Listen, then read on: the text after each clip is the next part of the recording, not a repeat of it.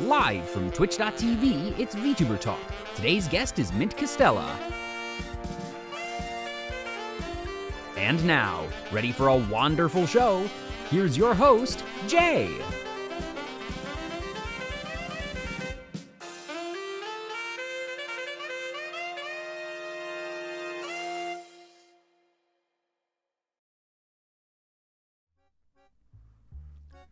Hello and welcome to VtuberTalk. I'm your host Jay and thank you so much for joining us today. For those of you who haven't been here before, VtuberTalk is designed after classic late night talk shows. Everything here is live, casual, and the goal is to simply have a good time and fun conversation with the guests. Hell yeah. Yeah. And speaking of the guests, hello Mint. Hi dude, how you doing? I'm doing quite well, and judging from the dink-donks in chat and the many just insane emotes that we had throughout the pre-show, I can tell most folks here are already familiar with you, but for anyone who might not be, if you could introduce yourself. Yeah, hi, I'm Mint, and I used to say I play retro games, which I do. That's not inaccurate, It is still but technically true. Very true. Yeah, I'm playing Chrono Trigger. That game's amazing. But I'm a dog and I like kicking it on the computer. That's basically all I want out of streaming, is to just have a good fucking time too, Yeah. It's a good goal. Also, I'm so zoomed out on your end. I'm just thighs up. It's crazy. I mean, I can move you around. That we can go. Whoop, nope, that's me. There we go. Yes, we can go here and Yeah, something like that. Yeah, there we go. Yeah, yeah. I don't know, because usually, I don't know, as VTuber, you're mid-waist up. Usually, right? Despite everything down there existing. Yeah, there you go. Okay, yeah. Now that's, there we go. There we go. Yeah. Also, thank you to Tommy Butts, Dark Lord Dantalin. I always have a hard time reading their name. I just say Dark Lord at this point. Dark Lord, John's Ashes, Cowfren, Starlight, Arson. Arson, Starlight, I guess stars are technically arson in themselves. And Vergies. Sure. Thank you so much for the follows. Welcome on in. And, whoopsies. Nope. I'm jumping all over the place today, aren't I? There we go. Also, Chunk Beef Thrust, thank you for the follow. And, Mint, I've been waiting to ask you a very important question for a long time. I've been looking forward to this. Yeah, I've also been looking forward to this. I'm sorry for being all other VTubers of late, but I'm here, and that's all that matters. No worries. But the very important question, the question of the hour. How you doing? Dude, you know what? I was literally just about to echo you. I was about to say, how you doing? But no, dude, I'm doing great, honestly.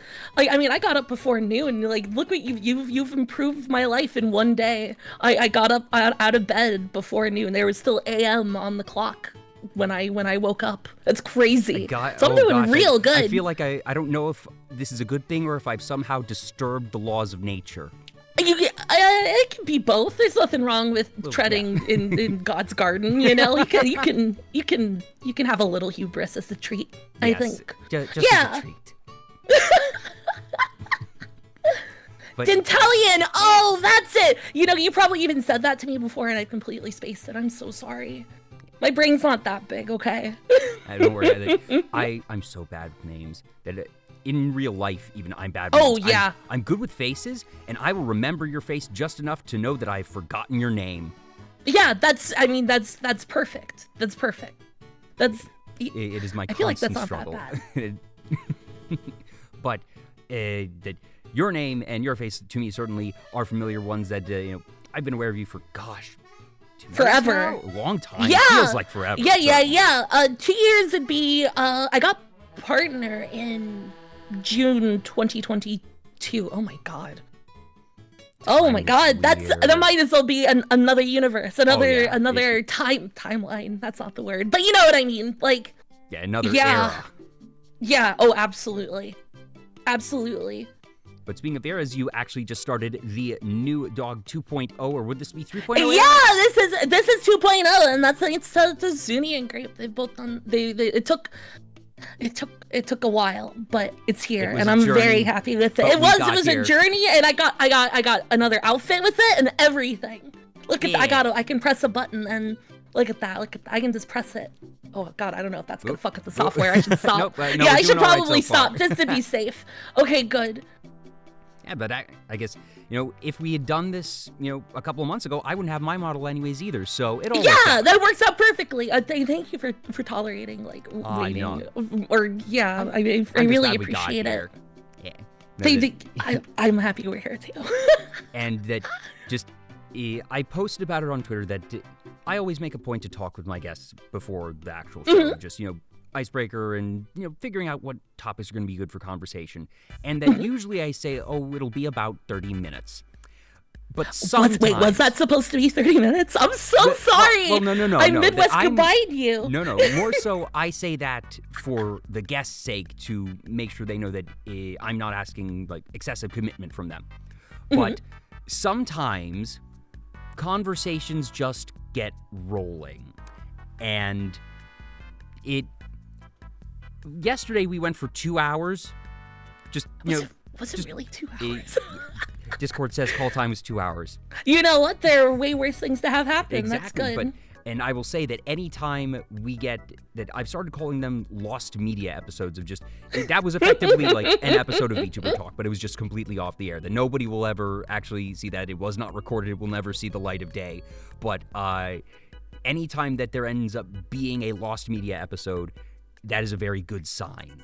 And that we wound up talking about so many different things, just crazy things that we've seen, things we want to see. I actually made a point. I was telling you yesterday about a series called The Booth at the End. I found torrents. I have been downloading that all night. They're not very well seated, but that's okay. I'll get them eventually. That's initially what I thought I had to do too. It turns out they're actually on a couple of the free, legit platform sites that it's on. Well, shit. Okay. It's Tubi or something. But there's actually a couple of high quality ones. So I will actually send you that. And that I binged the entire first season last night. That I finally was I was talking about it with Mint, and I really want to see it. And it's 5 episodes. Each episode is 25 minutes short? or less. That Oh my god! As Okay, well that's be a really movie short. chopped up into Okay, 5. yeah. It sounds fucking fascinating. Can I mean, you should give the synopsis for it in chat, or not in chat, and you should tell them what it's about because the idea is crazy interesting. Yes, that it is a series about a man who sits in a booth at a diner, and he sits in the booth at the end, and people come to this man wanting things, and he is able to make any request be fulfilled, anything that you want, anything that your heart desires. And people will come to him saying, I want to be prettier, or I need money, or I want to hear the voice of God again. And whatever you want, he can make that happen again. If you fulfill a task. Sounds so good. The tasks can be monotonous, they can be something big. Certain tasks he asks of people are, you need to protect a child for 10 weeks, make sure that no harm comes to her. Or you need to find someone who is a recluse and get them to come out of their house. Or you need to steal $100,000 from a bank. And that you then need to get go that Nixon mask and tell him about what you did, how you did it, how you felt while you were doing it. That $100,000 is not going to him. That he doesn't care what you do with the $100,000. You could burn it, you could keep it, you could spend it, invest it, whatever. As long as you steal that $100,000, complete the task as written, you will have what you want. He does not say or promise that doing these tasks are the only ways to achieve what you want. There's always choices, there's always options. But if you do the task, you will get what you want. And it is that type of Faustian bargain of, do you know what you want? Do you ask I like that for you use what you Faustian want? bargain for And that. Are you able to go through with the task if it is something that is perhaps monstrous? I think maybe the setup also is important. The fact that it all takes place in the booth. Yeah, that it's right. It is just all conversations. It is all in this diner. There is no action. You only see the people who he comes to speak with, and occasionally random shots of other servers at the diner. But That's awesome. It is all That's the part this that I like. This single little venue that the filming is, in technical and practical senses, as simple as can be. That's It's so cool. just I don't know, people the sitting and whole talking in thing the booth. being like this booth conversation is amazing. Mm-hmm. It's such a good idea for a series because I mean, yeah, I think they're like I was like initially like okay, yeah, I like Faustian bargains and pacts and people experiencing the fallout of their own hubris, but like also limiting it to like conversations at a diner table is really clever. I think I really like the sound of it. Also, I found that it's available on Roku and Tubi for free. Oh, awesome! Okay, cool. My TV season has that. Because I watched the first season on YouTube, and you can see it's sort of grainy, and then I was like, wait a minute, maybe I can see, because this is just a short series from, it's like 2010 or something. Yeah, the age of it shocked me, too. I feel like this is something that would have come across, like, my dinner with Faust. Good bit. Well, but that's you got. I love the My Dinner with Andre Simpson's arcade cabinet. I still think it's like one of the funniest visual gags ever. I love Bonmont as like one of the directions for the joystick. Like what a bit that is. But yes, it's so good. A friend had suggested this series to me a while back, and I watched the first episode. I was like, "Oh, this is great," and then was busy and wasn't able to pick it up. But it came up in our conversation yesterday, and after we finished last night, I was like, I just want to watch it right now, and so I did. And hell yeah! And I had forgotten actually how short it was, so got through season 1, and I'll probably watch season 2 tonight. Yeah, especially if it's 25-minute episodes. That's I was expecting 5 episodes a season. Man, I guess 47-minute ones would be kind of rough. That makes sense. It was very clearly written with a beginning and end for the story. I love when things are written deliberate. as complete things. So fucking I'm so tired of like, even if a TV show is good, knowing that like it is written to continue as long as possible and not actually tell a full story. It drives me insane. I don't mind if you need multiple seasons to complete your story. Oh no, me neither. That's great. I usually want my shows to be at about 2 or 3 seasons. I want you to be able to have time as a writer and as actors to be able to explore the characters and really let things breathe. I don't want it to be so fast that it feels like, all right, everything is exposition and action and we don't have time for any fluff at all. But I also don't need 9 seasons of fluff. Yeah, I mean, that's also like, especially with older TV when seasons used to be long. Like I still like every now and then I still like put Stargate SG-1 on and like leave it on a loop because it's like 10 seasons, it's like 234 episodes, which is insane, but like 26 episode seasons like did give shows room to breathe and do fun little silly side stuff because like so much of TV now has to be like super directed because you only have like 8 episodes, 9 episodes or whatever a season. It's weird I miss the lackadaisicalness that allowed for sometimes, I think. Yeah. I want a goofy side episode where Goku learns how to drive, Oh my gosh. There are not enough episodes of characters just learning how to drive and do everyday things. Exactly. I mean, Goku, like that one show you want to... Yeah, Pantheon. Oh, I feel so bad for everyone involved in the production of that television show. Like, so bad. It was it's based on a series of short stories written by Ken Liu. He's a sci-fi writer. But they wrote a 2-season show. It was a full story, 2 seasons, and fully produced, but AMC trash canned it as a tax write-off because nobody fucking watched the thing, and this 2nd season disappeared until it showed up on Amazon New Zealand at some point. Only Amazon New Zealand. Only Amazon New Zealand. Nowhere else in the world. That's the only place you can find the 2nd season legitimately. But the actual people who worked on it were like, you can. Licensing is weird. It's okay. You can pirate this. You have our blessings. It's so interesting how the pendulum has swung from one extreme to another in terms of series development, and because like you mentioned that nowadays things are usually going to be 10 episodes, that they're going to be very concise and that they will be set so that they can conceivably end after one that they can conceivably end after 1 season, but also leave just enough open that if the series is successful that they can have more.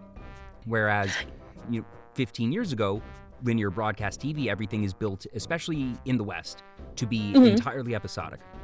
That things of, Friends, How I Met Your Mother, The Simpsons, even things like Psych, White Collar, NCIS, what have you. Yeah. It's largely episodic because they want you to be able to just, if you've never seen this show before, it doesn't matter what episode you can tune hop for. in. You can hop in, and it's accessible, and you can't do that if you are running a contiguous, coherent story, really, that you can have sort of, at the beginning and end of episodes, there will be sort of brief scenes, a tiny bit that of serialization, have sort of a thread that you usually get sort of a payoff for the season finale, but that's it. And that when it comes to the season finale, they can show a previously on whatever recap that gives you all those scenes in a nutshell. So even if you just tune in for the finale, it's still accessible in that way. But now it's gone so far to the other end where, like you said, everything is 8-10 episodes and very, very concise, and that you can sometimes have too much exposition, and we're sort of wiggling around and trying to find that middle ground, I feel. Yeah, absolutely. Also, you've teed up the nerdiest shit I've ever complained about. Oh, so please. I'm thankful that you brought up episodic and serial storytelling in TV, because I was thinking about okay, here it is. I feel like if you were like alive in the 90s, it got made fun of like a lot as a stereotypical nerd show, but fucking Babylon 5, my dude. Are you familiar with that? I know of Babylon 5. The thing with it is that they tried to do modern serialized TV storytelling in the mid 90s. So like if you missed an episode, you were fucked. And I get why that means, like, I get why it led to its failure. I mean, it still got to tell its whole story. Shut up, fake thrower! You can't do this to me. Look, I got called out by one of my own viewers. That's so fucked up. That's messed up, they man. know you so well. But no, yeah, I bitch about this often, but like it's excellent. It's like it has so much ambition, and it does modern TV storytelling, and they got totally screwed by doing this idea where, literally or doing this idea in the time. 90s. Yeah, like you couldn't do it then. You just couldn't. Well, apparently they did to some degree, because it was 110 episodes and 16 Did they really films. Did they really get 110? Jesus. But yeah, it deserved more still. Like it has like a 10th of the budget of Star Trek, but like 10 times the ambition. And like they really go for it at times. It's real good. It's real good. Also, it does have the misfortune of it was shot on film for the live action segments, but it was the 90s, and they decided that they wanted to use cool 3D graphics. Except it was 1993, so for all the space bits, they were rendered on Amigas. So those renders only exist at 480p. So like all transfers of the show are, like beautiful film transfers, and then if there are special effects shots, it suddenly dips down to like 480p VHS quality. It's such a tragedy. It's such a fucking tragedy. No, it's not terrible. It's not terrible CG. It doesn't take you out of it. It's very video gamey looking, like 100%. It looks like a cutscene in an FMV game, but like it works. It works. They work with it, I think. You make me remember. They leave this like spaceship shots and like planet shots up the CG rather than like whole characters or whatever. So okay, it's not ever good. that egregious. Yeah.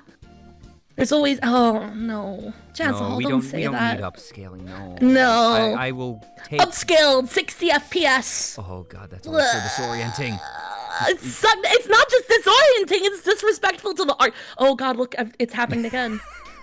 The people who interpolate anime to 60 frames per second are demons, like genuinely. Like, why would you do that? It's not even how it's literally meant to be. They're literally just pulling frames from the ether. Your eye is not supposed to process that way. No, it's just not drawn that way. There is 17 drawings a second, 18 drawings a second, and if you're boosting it to 60, you're inventing, 33, 34 frames out of nowhere. It's gonna look like shit no matter what, 44 even. I know how to do math. You have the uncanny valley when it is between real and unreal. And what they've done is they've gone so far past real that they've entered a new uncanny valley past reality itself. That I remember, like, even high budget movies that I saw. I love hyper reality. It was The Hobbit. It was Hobbit. That one was shot at 48 though. That one's a weird exception to it. But they then also had HFR screenings, and just watching that movie in HFR still was just Did it have Valley. the like soap opera effect to it? Yes, that's exactly it. Of just yeah. Interesting. It looked unnatural. It was smooth and yes, but there was just something about it that it didn't work. I don't think I've ever seen the high HFR quality. thing. I've never seen it before, and that I've seen maybe 2 movies in HFR, and it's just it's so strange. It's difficult to describe because it's not bad, but it is read by the eyes as unnatural. Yeah. I mean, I forget what are movies normally. It's 24, right? For regular film. Or 30, somewhere in there. 30. I think. I think it's usually 24. I'm thinking 30. Either way, yeah. I never got a chance to like actually see The Hobbit in high frame. I am curious because I mean, like, it's actually shot at 48 rather than shot at whatever, and then an AI spits out extra frames. So like, I do want to see that, but I definitely think it's fucking weird as hell. Honestly, like, I don't know. I think maybe gamers ruined this discourse also. You know what I mean? Yeah. Like, 60. I mean, okay, with video games, 60 FPS is correct. Yeah, but if it's a game, sure. Yeah, but anything else, like, something is suddenly not good just because it's 60 frames per second. I've seen good music videos. Like, there can be good animation at 60 FPS if it was made that way. Yeah, exactly. If those frames really exist. Yeah, again, like you said, if it's rendered that way with computer animation or even just normal animation, it can be done. It can look really, really good. But that it needs to be intended, Oh, are you familiar with Worthy Kids, the animator? I'm not. I was talking about them with my Discord the other evening. They're a really interesting animator because like they go out of the way to make themselves look like 2D handmade, but or not handmade, but 2D. But they do it all in Blender, and it's kind of incredible. Like they go out like I'll link it to you. Yeah, like, it's fascinating. Oh, they did Big Top Burger. I know this. Yeah, they did. Yeah. That's all done in Blender. That's not regular 2D anime. Yeah. Right? That was my reaction too. The only thing I can ask is why. I don't know. He goes hard. He goes so hard. Big respect. It's crazy. For it, but at the same time, I'm trying to figure out. It doesn't. This is part of me not being an animator, but to my knowledge, limited as it is, I don't feel like Blender is the optimal platform for that type of animation. That if you want to make that, you can probably do it in other ways. I don't know. Easier. I'm so curious if there's some logistical reason or some creative reason why they chose that.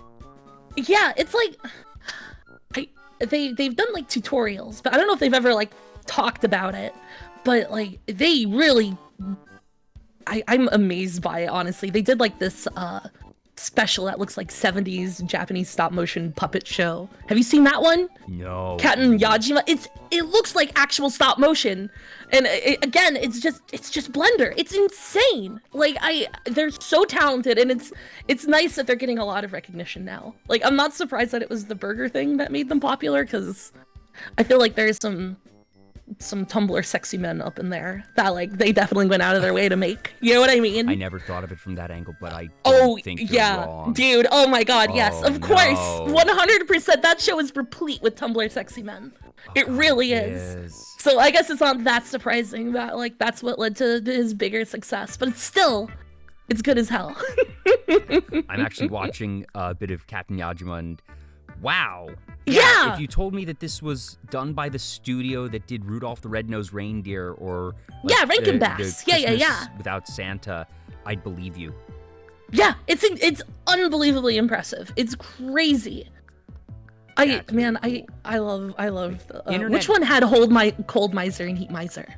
Was that? That's Christmas Without Santa, I think. That is Christmas Without Santa. I love Mr. 10 Below. Yeah. Like I love that Mr. shit. Snow. White Christmas. I'm Mr. Snow. They got a character pair in Venture Brothers to sing it too, which is wonderful. Good. Are you familiar with the Venture Brothers? I don't think this came up when we I- just I was like going down I've the seen list a of couple media I obsess episodes over. of the Venture Brothers. I haven't seen all of it. I certainly know of it. I know the basics of I the cannot characters. recommend it. I cannot recommend it enough. Cannot recommend it enough. I have several friends who swear by that one. Yeah, I mean, for good reason. Also, like, being a fan of that show was hard. It aired 7 seasons over 18 years. Oh. Ah, yes. Yeah. Swords and Fire, the waiting Yeah. fandoms. Uh-huh. Yeah. Oh my god. I still have a couple t-shirts. Like, they did t-shirt clubs. Like, every week they'd put out a new t-shirt related to something in the episode or whatever. Oh, that's so And cool. I still have some from season 2. And season 2 aired, let's see. Oh, this is gonna be awful. I'm sorry in advance. Now, were they released? 2006. Whew. That is an old ass t-shirt. Were they released approximately the same distance apart? Was it, 2 years between seasons, or was it seasons 1, and then a year later season 2, a year later season 3, and then 5 years later season 4, or something like that? There was a especially long gap in, you know what? Actually, 2003, 2004, 4, 6, 8. You know, looking at this, there really aren't that many huge gaps, but it's still a really long time compared to other shows. You know? Yeah. Oh, what song's playing? You said you want a full parody of this song. Which one? No, that Noel Pretzel put a thing of just, she's Oh! Mrs. Wide Oomphy, she's Miss Swan Wan. You know, I'm so happy they did Miss and not Mrs. At least I'm not offensive, but you know, like, oh my god, I'm not that old, you know. Well, actually, but still. Don't worry, I'm there with you. Yeah, no, I know you are. That's why I'm extra comfortable, to be totally honest. It's weird being like the quote unquote old guard in both age and also the fact that being here for 3 years means that you're experienced. Oh, I don't like the idea of being seen as experienced or seasoned. It's disorienting. You know? It just, I guess we know a bit more than, admittedly, the folks that are less than 3 years. Always know more than you want to, I feel like, at Oh, times. That's a very good mood. Knowing more than everyone. That's fine. What you do is you simply know nothing and continue about your day. Yep. That's the only way to do it. It's the only way to do it. Anything else is crazy person behavior, honestly. You must simply compartmentalize. Compartmentalize and, facilitate your own blissful ignorance. Exactly. 100%. You go crazy otherwise. You really would. Yeah. It's, Yeah, no, I get it. I get it. It's a very personality-based thing, all of this, you know? That's how it is. It's okay. Hopping back to the animation for a second. Speaking of Worthy Kids and just different productions, that it's been so cool to see the rise and legitimization of independent animation becoming, well, for lack of a better term, not independent. That you see things like, more recently, Has Been Hotel. That started out as a that fan kind of thing. project. It is really impressive. And Like, just- I've never seen it, and I don't know about ever I watching did see it 'cause- recently because enough friends were pestering me about it, and I will say it reawakened the theater kid in me. That if you were ever a theater kid, you will probably like this show. That the songs are just very catchy. I was always theater kid adjacent. If you believe it, I'm sure people from my chat are going to be mean to me about this, but I was debate club. Debate and Model UN. Oh wow. Yeah. So theater kid adjacent. I think very theater kid adjacent because it still involved public speaking in some way or another. I was the yeah. combo theater kid band nerd. Oh yeah, no, I mean this in the kindest way I can tell. I can, and that's not a bad thing. It's not a bad thing. I mean, most VTubers are theater kids anyway, or former theater kids. I feel like most streamers are theater kids. Yeah, absolutely. That you can tell it's noticeable in their sensibilities. Yeah, I think. Plus, I mean, okay, here we go. Do you have opinions on Rent? Not strong ones. Really? Okay. My big opinion on Rent is that it's probably a bit overrated. Ooh, you're like the underground theater kid. You're like, oh, I'm gonna. Like, it's wow. fine. It's good, and I can understand and respect the things that it did, and I understand why some people consider it so important, and I think that's good. That I'm glad the show exists. Certainly, it didn't exactly. It wasn't a transcendent experience for me as it was for some. Yeah, like, I don't know, every theater kid I knew growing up was obsessed with Rent. People, they're like, hey, have you seen Rent? Hey, you see Rent? Hey, you want to listen to the Rent soundtrack? And oh my god, all of like the friends' cars I've been driven around in. The well-worn Rent CD. 600. No! Oh, I need 5 minutes to like fucking put water on it, and I'll think about that shit. Oh my god. You know, like, I like a lot of the older musicals. Like, I like Pirates of Penzance. You know, they're right about that one. I've never seen that one, like, start to finish. I know several of the songs. It's very funny, it's such honestly. A fun one. The songs are so fun. Everyone loves Modern Major General and telling a Mauser rifle from a javelin and things of that nature. I get it. It's a fun one. Also, the South Park movie.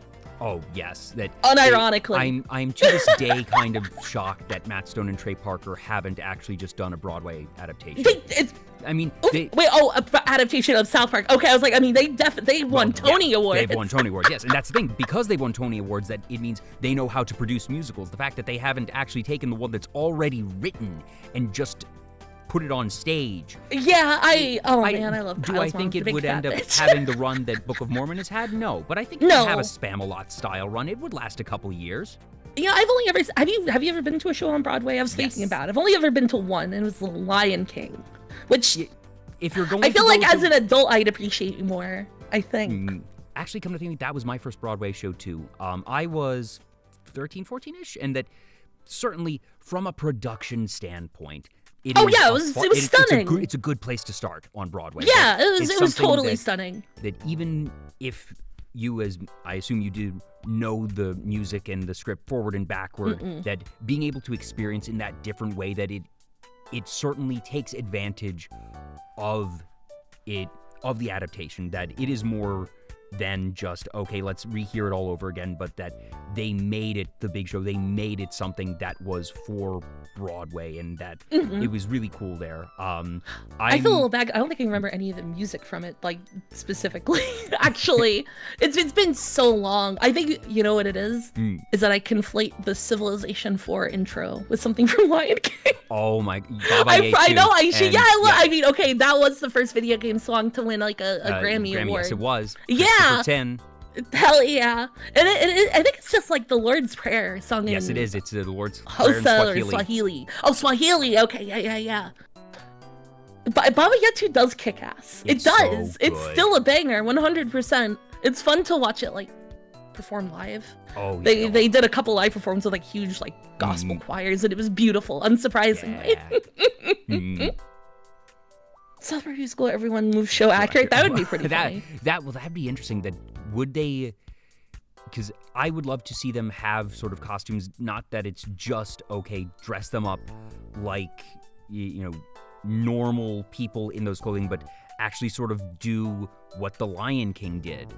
And I think the more I think about it, I also realized one of the first answers of why the South Park musical hasn't gone to Broadway, and that's. The obvious impulse in any production is, age-accurate casting, and you're not going to have child actors do that. That would not be good. And so don't do that, but then actually thinking about what Noel Pretzel is saying about it, everyone moves show accurate, that if you take the Lion King approach, where you go all out with the costuming and sort of make it look different like that, because obviously the animals in the Lion King don't look like animals, that it's all about the artistry of the costumes, and that if you can lean into that and then have adults playing the kids, which would look and feel really weird if you just have them dressed like normal human beings, but if you push to the extreme on the costumes And that visual disconnect there, similar to what you have with Lion King, you can then have adults playing kids, and it wouldn't read as strangely as, someone tall and lanky playing what is supposed to be an 8-year-old. Also, like, that's kind of hard for South Park, too, because, like, it's like 3 people that voice nearly all of the characters in the show. That is true. And giving them different voices could be strange. I mean, like, in the year 1999, everyone had a Cartman impression because it was 1999, but, like, I don't know how well that would go down, like, at a fucking scene production. King, it's not Jeremy Irons playing Scar. It should be. Haley Joel Osment playing Simba. But yes, I would absolutely love Jeremy Irons actually to play on Broadway. Yes, Haley Joel Osment got cute, Like, he's like 35 now. Also, I'm remembering correctly, that it was Haley Joel Osment as Simba, right? Or am I remembering incorrectly? I feel like it was him. You know what? Yeah, wait. I don't know. By. Wait. I'm figuring this out presently. Was he even alive when the Lion King came out? Like the I'm totally wrong. It's not. Okay, yeah. Okay, yeah, that does make way more sense. I was a little worried there. What was I thinking of in that case? That it was Jonathan Taylor Thomas was. Yeah, it was young. That's the guy from fucking Home Improvement.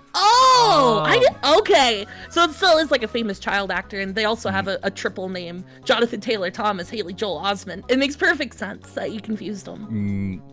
I feel like maybe he was in another Disney thing that I'm forgetting. Oh, was it Jungle Book? He was in Jungle Book 2. Jungle Book 2? He wasn't in AI. Sora in Kingdom Hearts. He's Sora in Kingdom Hearts. So I was still barking up the right tree with Disney. Yeah, okay, I can see exactly how you got there then. But Haley Joel Osment's like showing up like in a lot of TV these days, and he is like an older man with a beard now. It's wild. Like all he is to me still is the kid from God. Have you seen AI? Like the Spielberg AI movie? No. It's supposedly based on an unproduced script that Stanley Kubrick was going to do at some point, and it's about as subtle as like a truck. Honestly, like it just runs you over from fucking scene 1 with like the metaphor about like parenthood and the commoditization of childhood and the nature of love and all of that shit, and they just do it from frame 1 of that movie, and Steven Spielberg is there like hitting you in the head with a bowling ball over and over and over, and that guy can, I don't know, he can make a good movie. Like, have you seen Close Encounters of the Third Kind anytime recently? Not recently, I saw it way back in the day. Oh yeah, everybody did, but like I went back and watched it recently, and like it's amazing actually. It's like way better than I remember. Like it's so good at like creating this atmosphere of like strangeness and weirdness, so but not like malevolent strangeness. Well. Yeah. It's a wonderful looking movie still. Like it's still incredible looking, and it's just. There are very few movies that I've ever seen that like build an atmosphere in that way so successfully, I think. Yeah, the 70s, 80s, yeah, exactly. I completely agree. God, this fucking War of the Worlds adaptation. Ugh. And also just, going as far back as like E.T. Kill that guy with hammers. Uh-oh. Honestly, E.T. scares me. Oh no, there's like this tweet that always gets shared around, like if me and my friends found E.T., we would have killed him with hammers. Yes, and yes. like Okay. I think I empathize a lot with that. E.T.'s scary. I was like, oh gosh, does Mint just really not like E.T.? No, E.T. is a good movie, but also E.T. is scary as hell. Oh yes, no. E.T.'s scary. I have nightmares about E.T. or had. Not have. Definitely not. I do remember the first time when I was young and saw E.T. that it did freak me out, especially he's sort of scary. the part and also just sort of the scene where like I forget what the kid's name is, but he was just like, I think we're dying. Just like yeah. Oh god, what is that character? The main child character's name. Yeah. But that it's bad. That as a film that it's really well done, and obviously the iconic across the moon shot, but just that it was it was really nice on, and oh yeah, Jaws of just and that one also in terms of just John Williams. Only John Williams could create something so iconic and haunting out of 2 notes. Yeah. 2 notes. Oh man, I don't know though. The bit where like E.T. screams, that's what it is. That's what made me scared. Yeah, it's scary as hell. If I was in the woods at like fucking 2 a.m. and I didn't have any Reese's Reese's Pieces. No, I would again definitely killed with hammers, 100%. I wonder how much... and then when he's like all fucking desiccated looking when they're dying at the end, that's also like even scarier. Kind of too sad. Yeah, he is a very, what's the word? Not, I mean, he likes melodrama and sappiness, and he loves the power of love and all of that, but oh my god. I wonder how much the Hershey Company paid Steven Spielberg to have Reese's Pieces. Yeah, I've always wondered that. Such a important name part, that it wasn't just, oh, he likes candy. It wasn't, oh, he likes chocolate. It wasn't, oh, he likes peanut butter. It was, oh, he specifically likes Reese's Pieces. That is, That is so specific, brand placement. But, I haven't had Reese's Pieces. I always want to say Reese's Pieces, like always. The brand has captured my imagination, I guess, and I have to say a brand accurately. It's like when you're typing Pokemon or whatever on your phone, and it like autocorrects it to a capital P and an accented E. Yes. You know what I mean? I feel I don't want to be captured by brands in that way, but Reese's Pieces, I don't know. I haven't had them in like forever. I feel like they kind of suck. They probably M&M's refused to give the filmmaker permission. Oh, they fucked up. I mean, probably not. M&M's is M&M's, but damn. Oh. So it was a directorial choice. Weird. Yeah, M&M's fucked up. Oh, yeah. They really did. Refused to allow M&M's to be used in the film, believing E.T. would frighten children. They're right. They're fucking right. They're so right. But the product placement resulted in a large increase in Reese's Pieces sales. So both were right, technically. You know what, though? Like, I don't know. M&Ms are pretty much on top. There's only so much room for growth for M&Ms. So, I mean, that makes sense. Yeah. Do you have a favorite type of M&Ms? Ooh, that's a good fucking question. These are difficult questions that I ask on this show, I know, right? No fluff here. What's my favorite kind of M&M? Real Dick Cavett kind of question. Crispy M&Ms, but like the old ones. Yeah. And you know what? I really like the peanut butter ones, but I can eat maybe 4 of them before I start to feel sick. Yeah, they're very self-limiting. I like peanut M&Ms. The peanut butter ones, I agree, are very difficult just because they dry out your mouth so fast. Oh, I don't get that. I feel like it just like it starts to immediately induce like heartburn for me. Like after like 5 or 6 of them, like ugh. Jack Mango also made me remember the other good one, pretzels. I'm a sucker for chocolate-covered pretzels in general. Hell yeah. Oh, dude. There are not enough chocolate-covered pretzels in the world. God. It is such an underrated dessert. Oh, God, that sounds so good. Take some pretzel sticks to like a chocolate fountain or something. Yes, but also my God. The other thing is chocolate pretzels are always overpriced. That you can just, buy a bag of chocolate chips, put it in the microwave for 10, 15 seconds, whatever, and, a big bag of whatever pretzel you want from the grocery store, literally just dip them in, and either you can just eat them like that with the chocolate still melty and warm, or throw them on a pan, throw them in the freezer, boom, you have your chocolate-covered pretzels, like a 1/10 of the price of what you would actually pay for something that is pre-made. I was gonna ask, do you have Wincos out there wherever you're at? I don't think so. So it's it's a grocery store, and they're known for having a huge bulk section, and they have bulk chocolate covered pretzels that are so good. Oh my God! They also for some reason have bulk hummus, which I had never seen in my life. I guess if you're hosting a party, if it's Super Bowl Sunday or something, that you might want bulk hummus. But it's like powder. Oh, what? It's so strange. It is one of the weirdest things I've ever seen. But they have stuff in bulk that I've never seen anywhere else. Huh. Like, it's pretty good. Winco's pretty damn good. I'm really into hummus. I love hummus, dude. Oh yeah. No, I've had speaking of good chocolate things, I've had chocolate hummus recently, and like, it's if you want. Is that made of chickpeas? Part of it, yes. That imagine it's like a lighter version of Nutella. Oh, That it okay, tastes yeah. like a Okay, lighter I'm version into of that. Nutella, and that it also has like less than half of the sugar as well. That it's just really good. Oh, yeah. Wow. Okay, yeah. It's amazing that people got convinced you should eat Nutella for breakfast. Like, good for them. That like eating chocolate frosting for breakfast got normalized. Like, that's fine by me. I'm not gonna complain. It's just wild that people really do see it that way. Same with like fucking like frappuccinos at Starbucks. Oh, they yeah. they normalize getting a milkshake at 1 p.m. and God bless them Yes. for that. But also, holy shit. You know? Okay, you've sent me a picture of Winco. Oh and yeah, it's yeah, like, this yeah. looks, it does just look like that's a candy shop. That's the type of dispenser you'll see at a candy shop.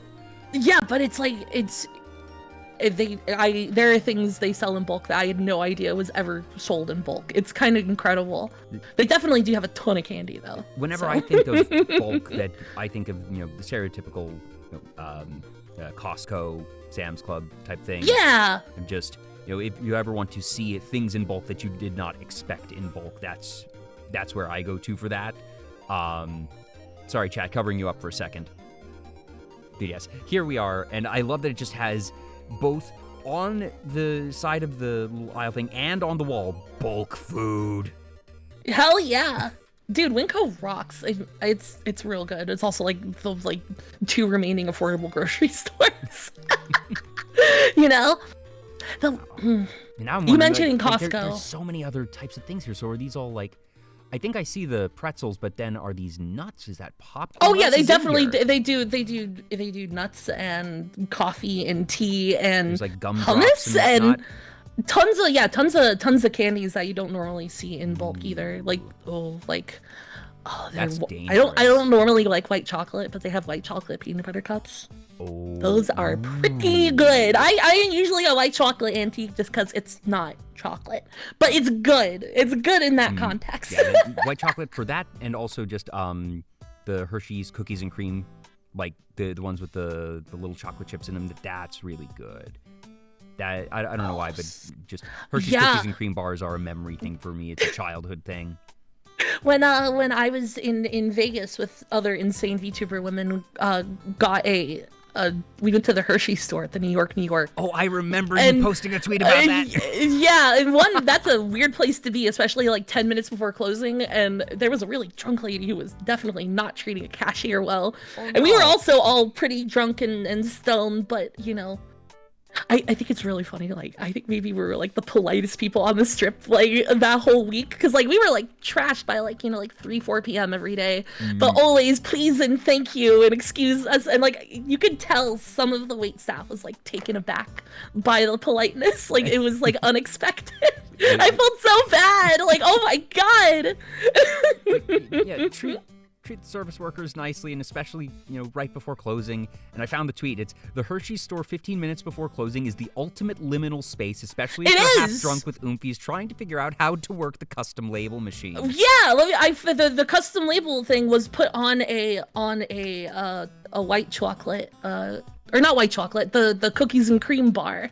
Here it is. There it is. Oh, that's right. Oh, it just gets worse the more you stare at it. It's so good. It's so good. Can you show them the JPEG? I think it's a really good JPEG. Yes, I am. Okay, good. Getting this set up right now. Oh, that. God, the cashier had to look at this when they rang it up, Mint. Oh, absolutely, they did. Of course, they did.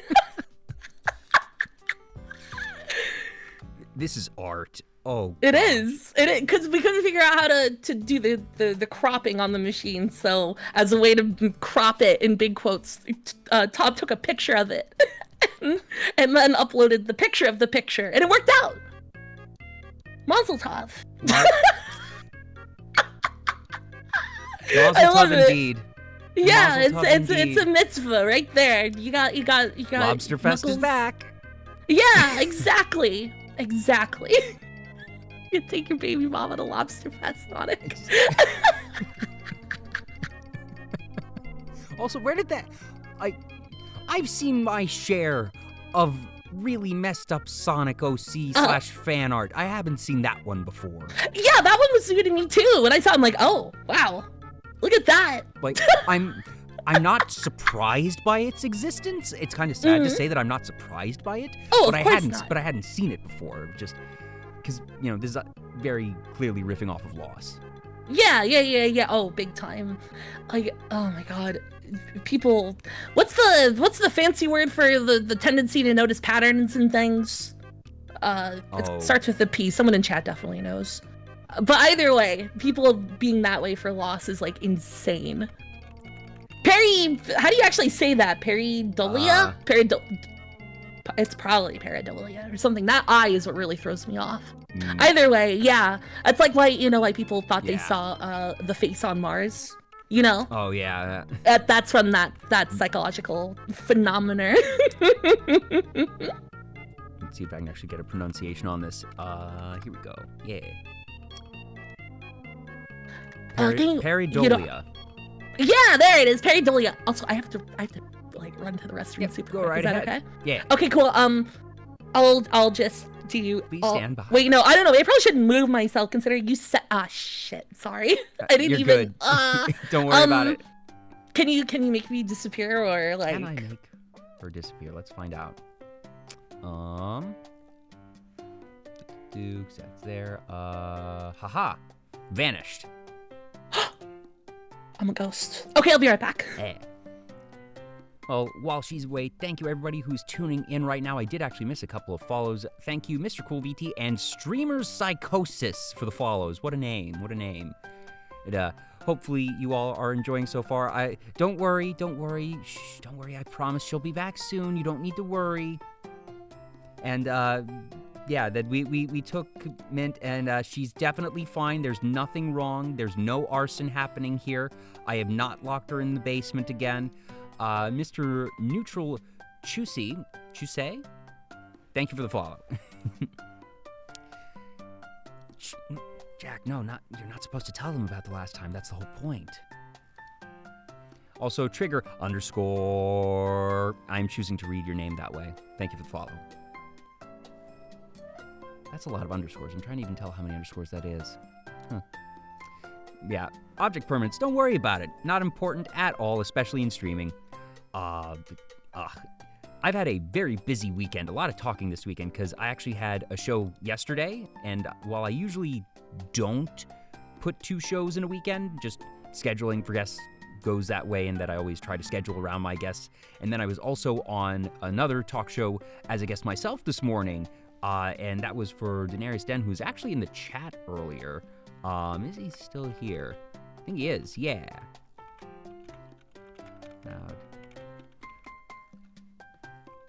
As I try to make sure that I spell the username right.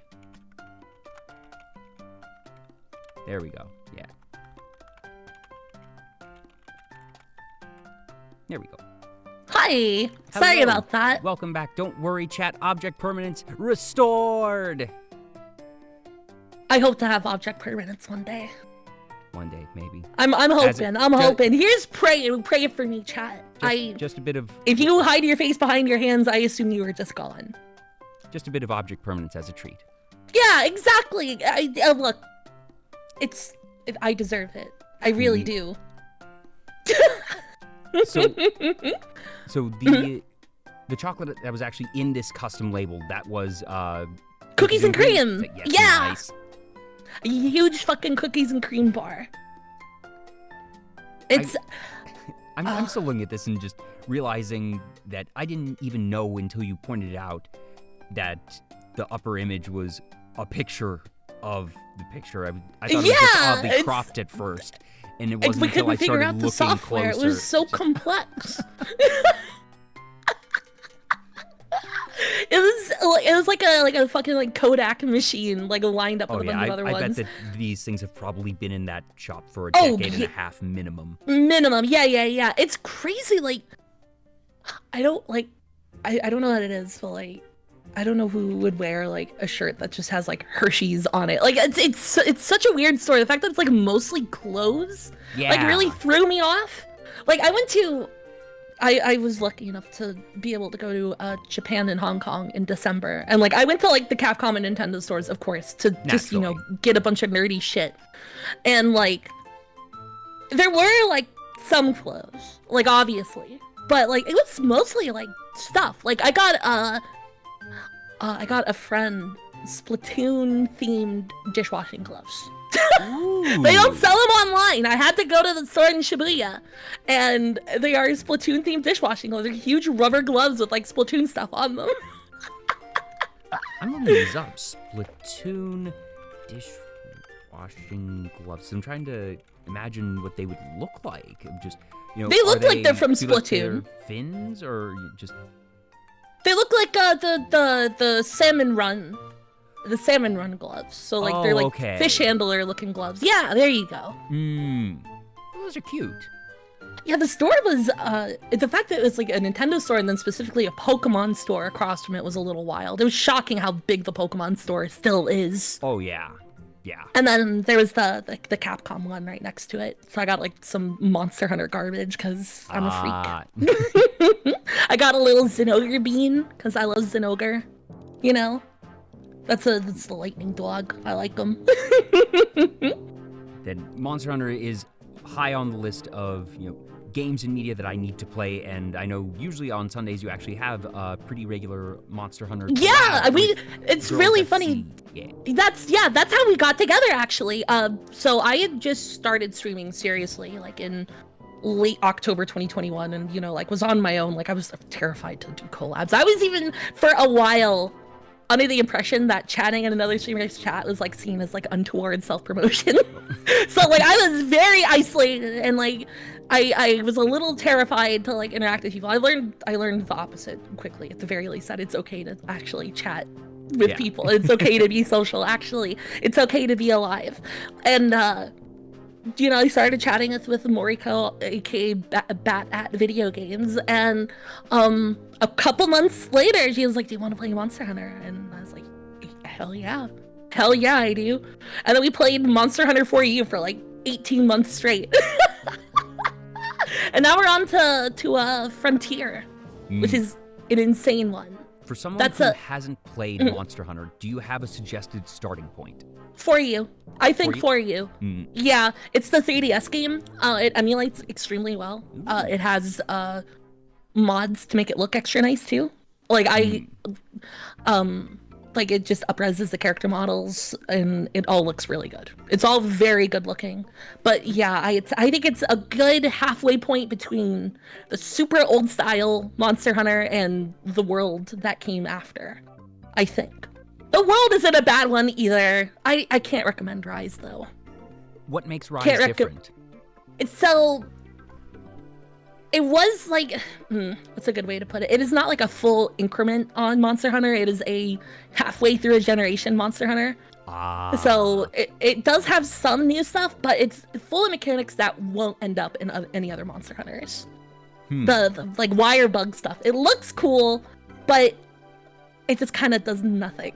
It's like you can use it to do like fun acrobatic stuff, but ultimately that's not going to be there when the next Monster Hunter comes out. So learning to play the game with these like movement and attack mechanics that just don't exist and won't exist ever again. They are a scam. So what They're are a scam. Bugs? They're just like bugs that like are out in the world that are like grapple points, basically. Huh. Also, Rise has this really dumb mechanic where so in Monster Hunter you eat before a hunt, and that increases your HP and stamina bars, right? But the thing is, in Rise, there are these things called spear birds that like are all around the map, and you are incentivized to go around and spend 10 minutes every fucking hunt, like collecting them to actually top out your bars. It is literally just busy work added for no good reason, and I have no idea what they were thinking with those things. It's so goofy. Monster Hunter 4 isn't on Switch. Gen U is, and the Gen games are good, but I never played them, so I can't like directly recommend them. But I do know that 4U is excellent. I love Monster Hunter 4U to death. It's really cool. It feels like an adventure also, which is nice, because like the single player campaign has a fun little story, and you're changing like base camps from like a desert place to like a lava place to a tropical island to like the highlands with like dragon people. It's awesome. I love it. I love it. I love it. I love it. It's a good ass game. I'd say I'm thinking, okay, so I don't use emulators much. I'm sure I can look it up and figure out how to do it. That I'm good enough with software that I'm not worried about my ability to get that set up. But things like, okay, so there's that, and just also I'm kind of surprised to hear, of all things, like, I love the 3DS. I think it was a wonderful console that was just effectively a logical continuation on the already successful DS. Yeah, the DS. Yeah. And they very quickly, and I think very smartly, very quickly abandoned the 3D aspect of the 3DS. Absolutely. They put out the 2DS. Yeah, and they quickly realized, the 3D parallax effect is nice, but it's frankly a bit disorienting. It does not actually hard on add the eyes. Yes, that it was hard on the eyes, and it didn't really add anything to the experience. That when it gets to the point where even the Pokemon games, that if you play them on the 3DS, the system they are for, they do not have parallax enabled. Even Pokemon gave up the ghost on 3D on the 3DS. It got to that point really a year after the release, but that by all other rights, the 3DS is still a perfectly solid console. That the DS family, I think, is probably just end to end, I would say, one of the best console families we've ever had. It makes sense that everything is coalesced into the Switch, though. Like, yes. Nintendo giving up having a separate handheld home console is probably really smart of them. But like the home console can now be a handheld. Exactly. To have two, and that it wasn't even, all right, we're abandoning handheld. It was, our technology is at the point where we can simply have both in one device. It's nice. I have an OLED Switch, thanks to my audience, and the screen on that thing is beautiful. It's stunning. Yeah. I mean, it's an OLED screen, so like, of course it's beautiful. It's so nice. I'm a little bummed knowing that the Switch 2 is definitely like around the corner. Yeah, it's gonna be here just soon. How much of an iteration it will be, that it.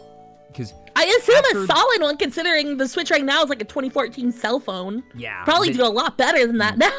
That's the big thing, and just how much of it is going to be function in terms of just processing power versus function in terms of other things. That we had the Wii to the Wii U, and the Wii, obviously, literal figurative game changer. It was enormous. It sold so much. And then they iterated to the Wii U, which fell flat on its face. Nobody fucking knew what the hell the Wii U was. The name was like the worst choice they could have. Everyone was like, "Oh, it's a tablet for the Wii, obviously." Yeah, that it or it something had, like any. Oh God, I have one. Marketing. I have a Wii U. And that clearly you can see the progression of the Wii U to the Switch. That the whole thing of the Wii U. Sort of tablet controller, it just became the Switch. That you can see where they were going, and that in some ways the Wii U's value to Nintendo, even if it didn't sell well, being able to figured it out as that sort of Switch prototype really was good for them. But that it bungled its own marketing, and the library was just abysmal. Yeah, God, there are a couple good games trapped on the Wii U still, I think. Like, the first Splatoon didn't get ported to the Switch, and then there's still Xenoblade Chronicles X, which, I don't know if that's a good game, but it's a little sad it's trapped on the Wii U, I think. Yeah, I bought a Wii U for Monster Hunter 3, actually. But it'll be the question for the Switch 2, name pending, of is it going to be the difference between the Wii and the Switch Wii U, U, where there is, some inherent functional difference, or is it going to be more similar to the DS to the 3DS, where they are still separate iterative consoles, maybe with a pinch of a gimmick, but that at its core, the DS and 3DS are the I'm not same. sure what gimmicks they could add to the Switch. They already have, it's a touchscreen, and it's got, remember when people referred to motion controls as a waggle? Waggle still exists. I don't know what else they could add to it. It has touchscreen, it has gyro controls, it has all of the, I guess, like, maybe they'll like attach like fucking like a Kinect to it or something. Yeah, I was going to say motion capture. That the ability for it to. Apparently, doctors love the Kinect. I was shocked to learn that the medical industry is like way into it. Yeah. Oh my gosh.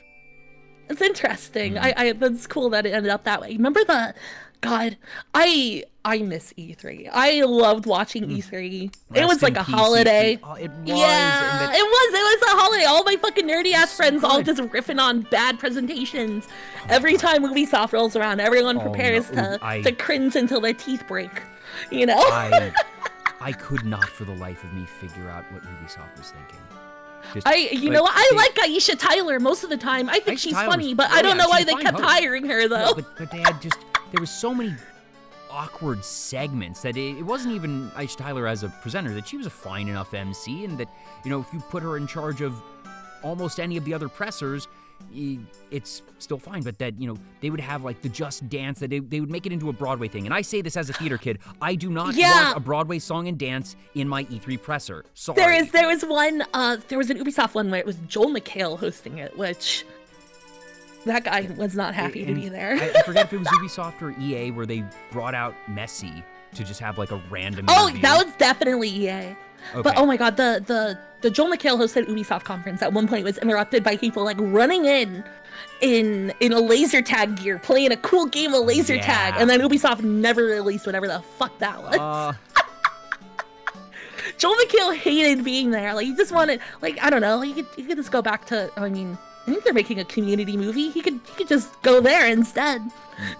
But that, you know, Sony's, Xbox, and Nintendo's were always really good, and the big sort of game changer thing was, I think it was 2014 or so, when Nintendo made the earth-shattering announcement, we're not going to have a normal E3 you don't presser. have to. We're just going to do our own pre-recorded thing. And it was like, oh wow, is Nintendo like on the brink of collapse? Holy cow, they pulled out of E3. They're gonna do their own pre-recorded thing. They just must not have much. This is bad. And then everybody else realized, oh wait, this is just easier, cheaper, and yeah. Like, why bother? Like, if you can pre-produce it's for the fans now. And so then like, if you whatever. can pre-produce it, there's no risk of things going haywire on stage. Yeah. Yeah, no, oh my god, do you remember the Konami 2010 conference? No. That is like that is the certified like E3 classic of just total goddamn insanity start to finish. That's the one where that's the Million Troops one. And the one where the guy's like very, very exercise. Oh, it was this like insane, awkward, hour and a half long. Yeah, 1 million troops. And oh my god, it was a hell of a press conference. That one and Sony 06, I think, was also the one where like 1,000 memes came from, like fucking Ridge Racer and Attack its Weak Point for Massive Damage, real Japanese history, all of that shit. But also that era is really funny because like E3 really did used to be about business. Yeah. Like it was presentations to investors. Yeah. So like even E3 that was 2006 not a press conference has pie charts. It was a trade show. Yeah, it was a trade show. It wasn't for fans. But they transitioned into being and fans, that I could still understand, you know, it makes sense for something like that to have its pressers be broadcast because it's something that people were interested in, but that then they tried to make it a convention that they started to let, you know, that for the longest time to get into E3, you needed industry credentials. You had to apply for a badge. You needed to have an email address for a recognized industry company or otherwise some or work for GameStop. And proof of employment from a industry company that you could not just get in. And then they started, okay, we're going to let like 5,000 fans in. And the industry did not like that. No, I also just remembered Sega's booth from the year 2000, and it had they had guys in. It was the most aggressively year 2000 thing ever. I think they're even playing Dragula. Oh, wait, here, hang on. Let me find the timestamp for you. Oh my god. Oh, there it is. Hell yeah, there's Dragula. You fucking know it. There we go. There's the timestamp. That looks like that looks like a Mega Man cosplayer rollerblader. Oh, it's Jet Set Radio. Oh, duh. Yeah. But you should. Jet Set Radio's back. Yeah. They are apparently making a new one. Yeah. I don't know how much I believe it will actually come out, but it's wild that they're even considering it. That, you know, we've seen footage, and my guess is it will be another year or two at least. But I I think that it is genuinely in production. I think they do recognize that there is an audience for it. The fucking, oh my god. The plan Sega put out a couple years ago before they announced a bunch of old games coming back, like Crazy Taxi and Jet Set Radio. They were talking about a super game. Or... Yeah, exactly. The plan is to make a game that sells a lot of copies. Well, goodbye. That was like the whole plan. Yeah. They're like, we're gonna make a game that's so good that it funds the company forever. That was moving on. Real good marketing investor jargon they had right there. Yeah. Oh god, it's like, did you ever see that presentation from the CEO of SoftBank? Mm-mm. It's a very large Japanese like capital investment firm. Yeah, I'm familiar. And with they own SoftBank. everything. Yeah, their CEO is a crazy person. And they did it's like a kind of notorious like PowerPoint presentation that is just full of just crazy person stuff. Oh no. Like I'm sorry that, oh my god, I just realized how insane it is to be like, yeah, you know that PowerPoint presentation the CEO of SoftBank gave? Like as if that's like a normal thing to say or no. But it was really fucking funny. Yeah, here's a Vice article about it. There it is. Oh boy, I'm so excited. It's so strange. Oh no, that thumbnail it is alone. Full of nonsense. I'm just going to take the thumbnail alone and put this on stream. What the hell? It's so good. It's really, really good. Oh god, Bomb Rush Cyberpunk, I feel so bad. I got an audience member of mine, Reddy's Lab, who's a wonderful artist, by the way. Would it be gauche to ask you to shout out Reddy, actually? Send me their username so I don't misspell it, please. They've done a whole bunch of wonderful art for my channel, and I love information revolution. Happiness for everyone! Especially Vince McMahon at the end there, I guess. But, they made a totally fucking bespoke in the art style of the game 3D model of me in Bomb Rush Cyberpunk, and I need to record like voice acting bits for it. I've just been like afraid to do it because like I would have to sit at my desk and go like oof, ouch, yeah, or whatever into a microphone with like no context and feel completely insane. It's such a good looking model too. Let me send you like they did like a little turntable of it, and it is so fucking impressive, and it's so cool that like it's in the style of the game. Like I've seen a couple of other VTubers actually being able to import models, custom models. Like I'm not sure if you're familiar with Orange is Orange. No, I'm not, but tell me more. That they have modded themselves into everything from Pokemon Emerald to Skyward Sword, or sorry, not Skyward Sword, Wind Waker. Hell yeah. Reddy does have a count on the days that I haven't sent them the voice acting. Yes, I need to kill that timer, or I'm gonna feel like a monster. But yeah, I sent you the turntable. You should definitely show that on the stream because it's really cool. They did like the whole model, and then also did skin variants too. It's crazy. Like they went so hard with it. It's so good looking. I'm trying to figure out the best way to get this because I can't download the video or itself. So capture. Oh, if it's too much effort, don't worry about it. I do want to link. I can get that sort of set up in the background while we continue chatting. No worries. Yeah. But it was 100. Is it really 130? Oh my god. I've been busy. Okay, it's been a very busy like 4 months or so. I was in like Asia for a bit. You know, that's a good excuse. I think. Oh man, I miss it. I miss Hong Kong. I miss Hong Kong very, very, very much. I'm not gonna lie. It was unbelievable. It was nice visiting somewhere that felt really modern. You know what I mean? Coming back home to the Bay Area felt like I just went back in time 20 years in comparison. If that makes sense. Yeah. Especially compared to Tokyo and Hong Kong. It was like, oh, right. Also the food prices. Oh my god.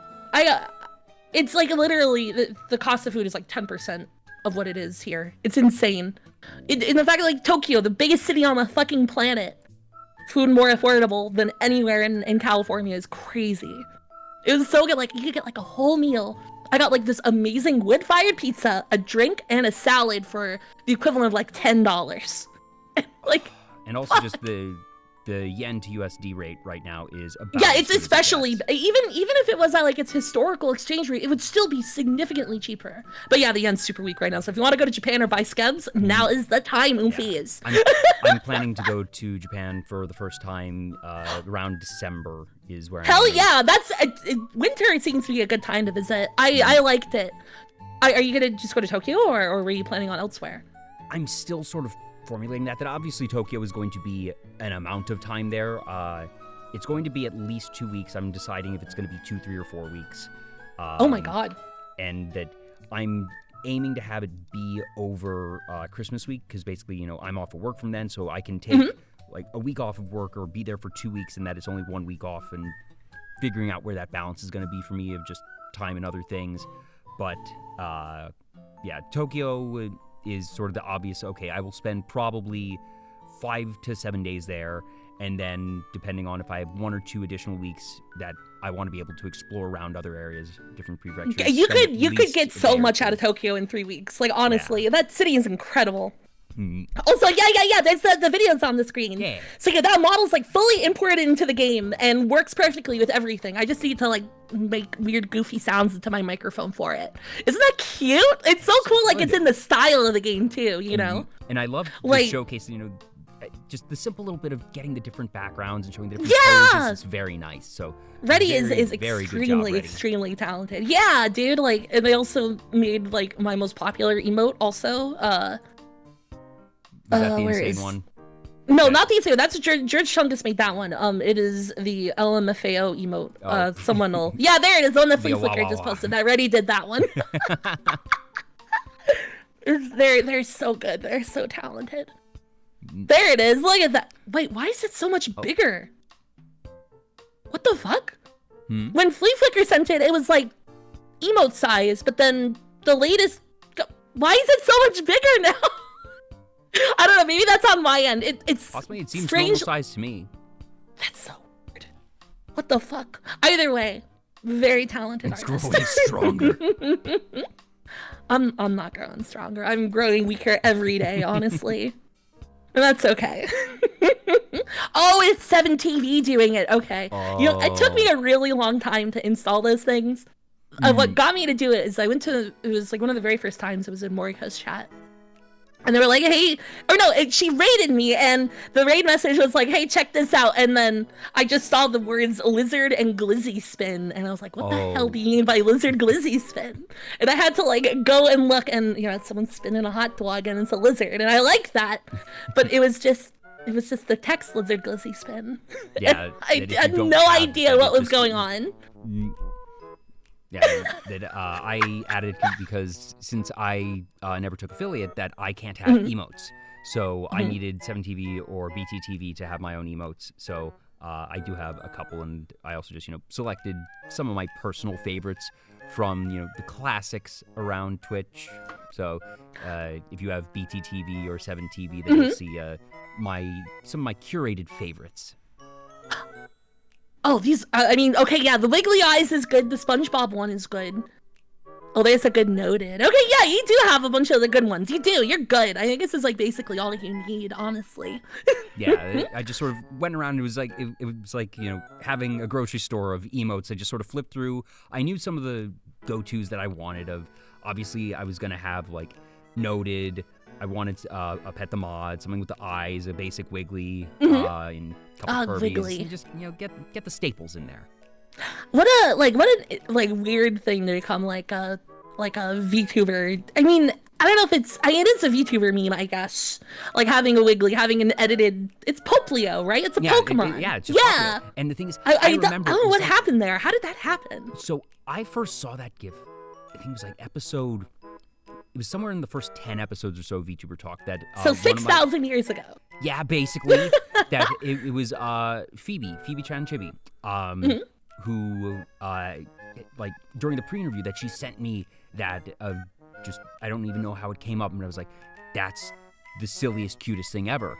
I'm totally going to take that and just, you know, for this single episode, that's going to be the follow notification. You know, what appears, what slides on screen. We had it for that, and it was a month or so later that just suddenly Wiggly's everywhere.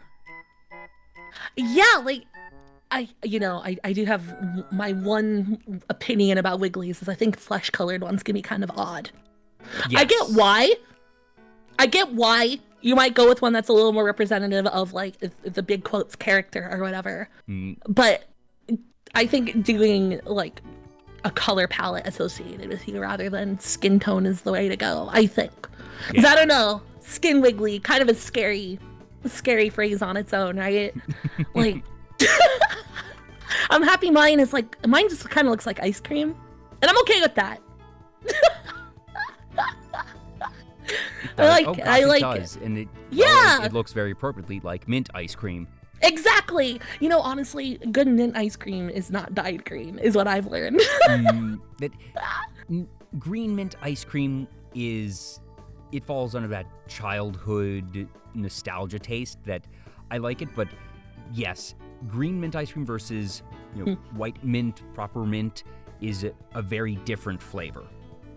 Yeah, and I had really good bougie peppermint ice cream or chocolate mint ice cream recently, and it was just delicious. It was amazing. And now I want ice cream. Tea berry. The fuck is tea berry? Tea berry? Yeah, I don't know. That's just some salt and straw ass shit. I was gonna say that sounds like something out of Avatar: The Last Airbender. Oh, have you tried the tea berries? Yeah. Something that Uncle Iroh would talk about to Zuko. I don't know. What about Avatar, but James Cameron's Avatar? Where are we at on that one? So I haven't seen Way of Water yet. I do want to. I think the first one just it is a technical feat. It is a technical accomplishment. It looks great. You're being so diplomatic about it. I love it. James Cameron's Avatar to me is Rent. It's fine. That's fair. It's good. It's solid. I get why some people love it. I think it is more technologically transcendent than narratively transcendent. Yeah, you know what? That's completely fair. I genuinely do like Avatar and Avatar 2. I really like 2 especially. I watch it. I always you want to watch this? Totally. Yeah, I measure the chatting bits I do for my stream and links of Avatar and Avatar 2. So if I go long and go over 3 hours and 21 minutes before starting the game, that's an Avatar 2. I do, like I said, I still need to see Avatar 2. I've heard it's good. I've heard it. I really liked it. It earns its length, actually, and yeah, it is better than the first, definitely. Cool. Completely. It's also got some relatively funny jokes, which is weird. The beginning of John Avatar hanging out with his family and they accidentally use flash on each other, and there's this funny screenshot of it of just CG blue cat people that forgot to turn on a flash on their camera, so they look fucking ridiculous. Oh, there's the Oakley's guy. That's a tier 3 emote. These are the biggest simps posting that emote, and I guess it actually is just one person. Sorry, Command Pro, but still, you got it. That's a tier 3 emote right there. I do like Jazzhole's comment that it's aged better in the era of MCU movies, and it's absolutely weird to think that the first Avatar is Phase 1 MCU. Yeah, that's 2009. Yeah, that would have been just after Iron Man, because Iron Man was 2008, if memory serves. So that would still be pre-Avengers 1. God, yeah. I know that Iron Man is the revival of Robert Downey Jr.'s career. Yeah. But you ever see Kiss Kiss Bang Bang? No. Heard of it. It's a movie Robert Downey Jr. did a little bit before Iron Man. It's Shane Black directed, and it's him and Val Kilmer as petty criminals, and I love that fucking movie. I love that movie. You adore it? Hell yeah, Jack. Now you talking. So few people have seen it. It's kind of a bummer because I think it's a good one. It's super funny and it's just after he got clean, I think, or maybe just before. I don't know. He did well in it either way. Yeah, I don't know when Robert Downey Jr. got off the heroin, but at some point, And then what did he do? He did. I mean, I'm trying to remember what he did before Iron Man. Before it was and now I'm blanking too. Yep.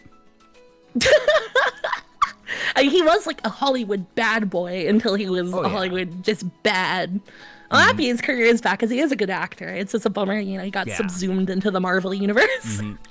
Seeing Oppenheimer, having him just, it had been a while since I'd seen him in a proper dramatic role, but I was like, oh yeah, he is just good. Yeah, he really is.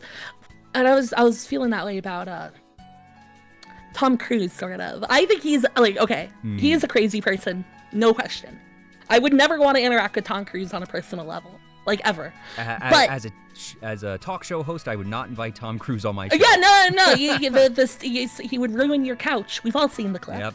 But like, I think he's a great actor. Like, I think he is a movie star in an era where there are very few movie stars left. Like, the fact that he does all his own stunts at like age 70, I mean, he's not 70, but he's old as hell. Yeah. And like, he learned how to halo jump for a movie, and he did an actual high altitude, low opening jump for one of those Mission Impossible movies. Have you like gone and watched any of those? No, like if you like appreciate action movie as like a genre, they're really great, actually. Each one is like centered around a huge, insane centerpiece stunt. Like, one of them is Tom Cruise literally hanging onto the side of a plane as it's taking off, and jumping a motorcycle off a ramp into like a valley, and an actual halo jump and shit like that. Like, he goes really hard, and like he's so serious about these stunts that like no one will insure the productions, so he has to fucking bankroll it all by himself, and he still does it. Yeah, it's like basically all elaborate suicide attempts, and he hasn't succeeded yet, and the results have been incredible.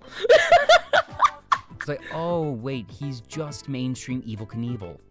Kinda, yeah, mainstream Evel Knievel with millions of dollars.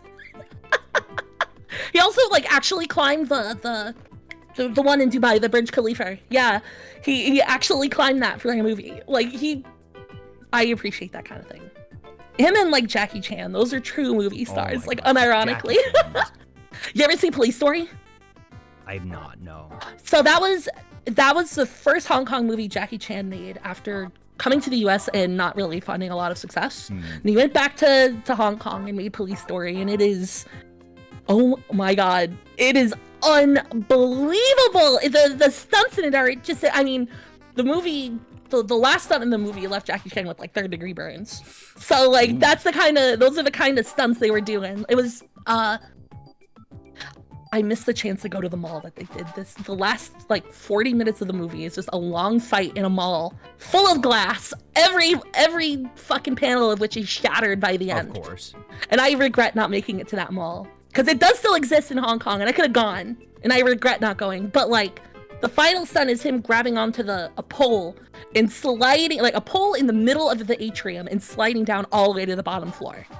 And like, on its own, insane. But apparently the lighting crew fucked up, and the pole was slightly electrified. So over the course of the day, the pole heated up, and no one knew until Mr. Jackie Chan grabbed at it. How does a pole become accidentally slightly electrified? The lighting crew really messed up. Why is like, the lighting really crew bad interacting with the pole? I don't know, but Jackie Chan got fucked up, like 3rd-degree burns on his hands. I don't know. I think 3rd degree that's the least serious burn, right? Like, it goes 3rd, 2nd, string 1st. lighting on the pole. Okay. Yeah. Right, And then it just heated up. Like, wait, what? I'm not understanding why they're anywhere near this pole. That at least. Yeah. Okay, so there's some context to it. Okay. Here, let me. Oh, it's even better because like, in the movie they show the stunt from about 5 different angles. Like, they fully earn it. It's an incredible stunt. It's just so funny that like. Yeah, here. Oh, yeah, here. Hell yeah. Oh, it's such an incredible stunt. It's an incredible fight scene. It's also, like, good, like, early, like, Jackie Chan action comedy, too. So, you know, you get, like, goofy shit on top of just, like, incredible stunt work. Like, people were injured to hell on this. Like, this is when Hong Kong stunt actors, like, had no fear.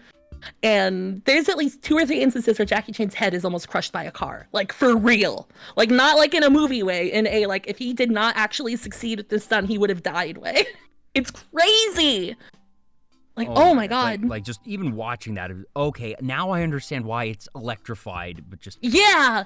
Oh, but also, the risk of, okay, if he misjudges that jump and misses the pole, he's dead. Yeah, it's incredible. There's a lot of stunts in Police Story that were like, oh wow, if that went even the slightest bit wrong, someone would have died. Like, if you misjudge it, like if you misposition your leg slightly and it bumps the pole, and that you ricochet off it, done. Yeah, it's on a Criterion, so it's easy to watch. Mm-hmm. It's so good. There's one where like he's climbing on the outside of like a moving bus with like an umbrella.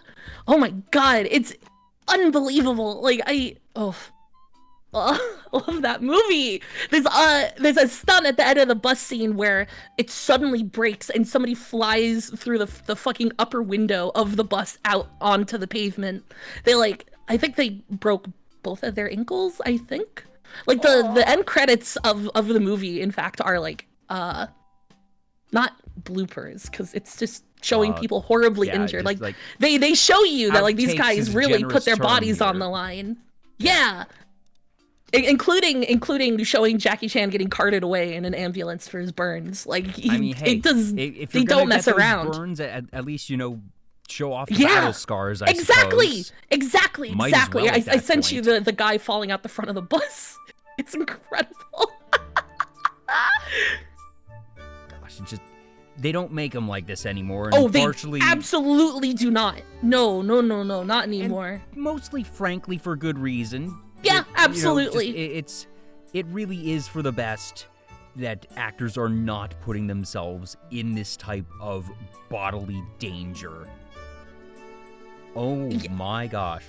He was really, really thrown out the front of that bus. And that's a double-decker bus. That's not a small fall. They're already, in addition to just, even if it was ground level, being thrown through a window forcibly, even if we assume that this is, the stunt glass, that at the very least that won't be a problem. Oh, there is an incredible amount of stunt glass in this movie. But that, that's already going to be risky. But then to do it off a double-decker bus, they flip. If they land wrong, they break their neck. Yeah. Oh yeah, it's amazing. And the movie opens up with a scene of a car like barreling through like a hillside like slum, knocking over every building, explosions, and oh my God, it is the peak of action movie as a genre. I cannot recommend it enough. It is so damn good. Like, it's so good. Mobile Suit Grundle mentions they were supposed to land on the car in front of them. Like, that would have been better. So their fall was supposed to be broken about, by 4, 5, 6 feet earlier by a very not padded car. Yeah. Like, I just realized I don't think I actually ever saw a double-decker bus when I was in Hong Kong. I don't know if they still have them.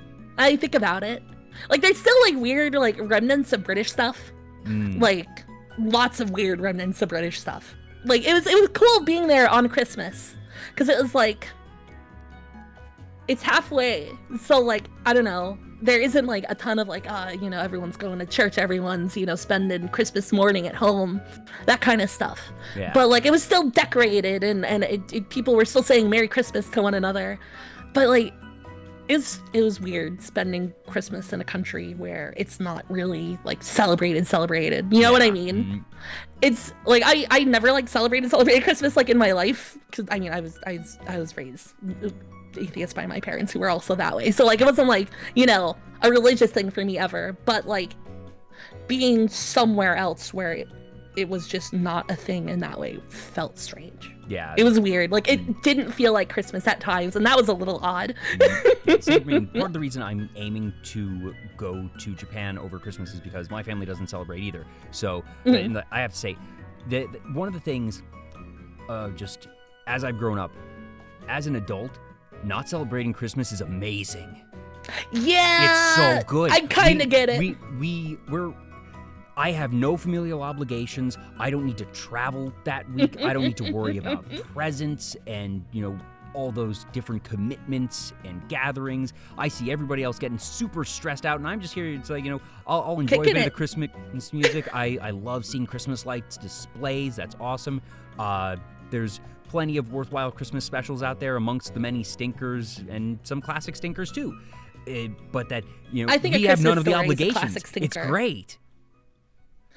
Is that an unpopular opinion that I think Christmas Story is kind of a bad movie, but I have watched it 6,000 times. Oh yeah, no, it is a good movie. It's fun bad. Yeah, and I mean, I don't know if they still do it, but some television network would air it 24 hours in a row for Christmas. I forget, was that like TNT or some network did that? I can believe that. I guess it becomes almost a Yule log of sorts. Exactly. Yeah. That's exactly what it is. Bad Santa. Is that the one with Billy Bob Thornton? I cannot recall, but I it think sounds so. right. Yeah. Oh, TBS used to do it. I see. Was it TBS or USA where characters were welcome? I can't remember. I think that's USA. Also, I think that, yeah. Bad Santa is Billy Bob Thornton.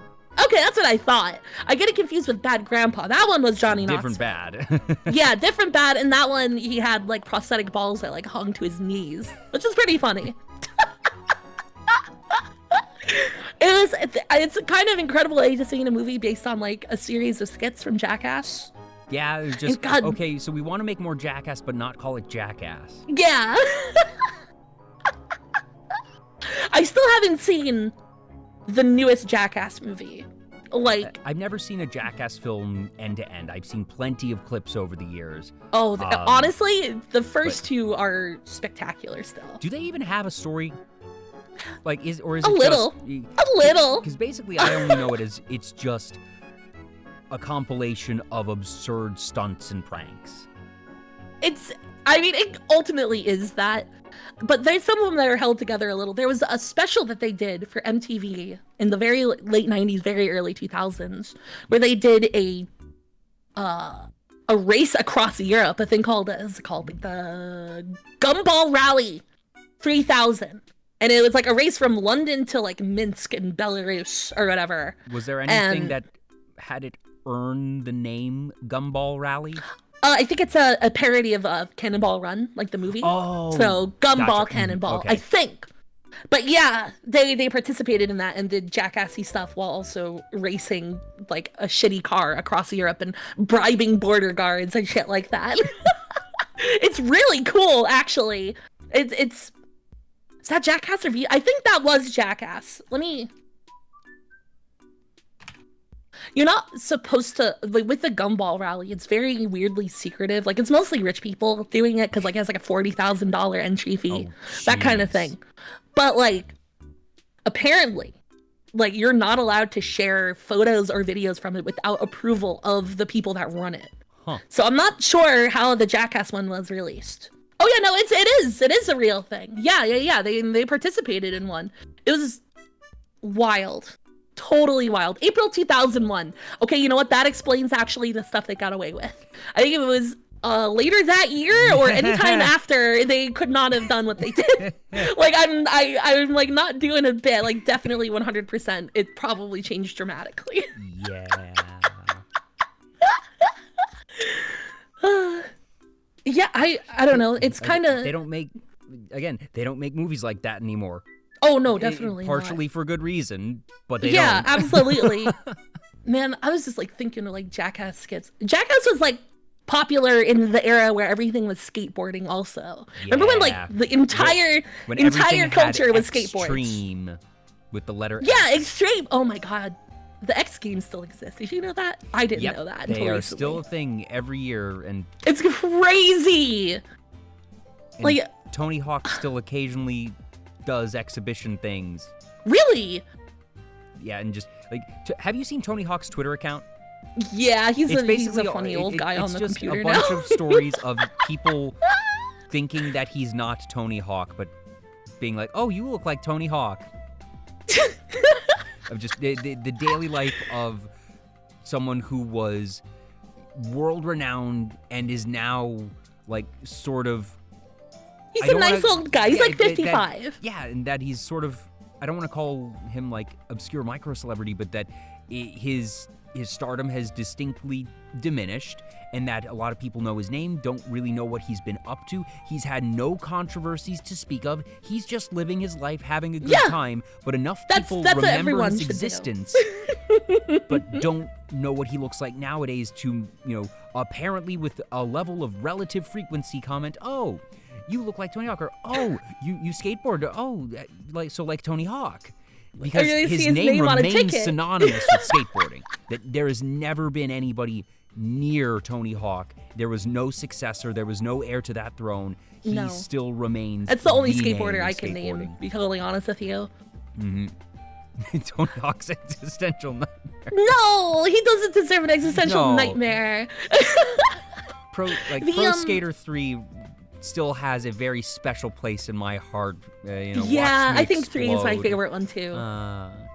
It's so sad. They were gonna make a 3 remake in the style of that 1 and 2 remake, but EA's like, nah, and it's canceled that shit. It's so sad. I would have rather them just do a 3 remake. We didn't even need 1 and 2. Just do 3. The 1 and 2 remake is good though. Yeah, it is good though. But 3 really was the pinnacle.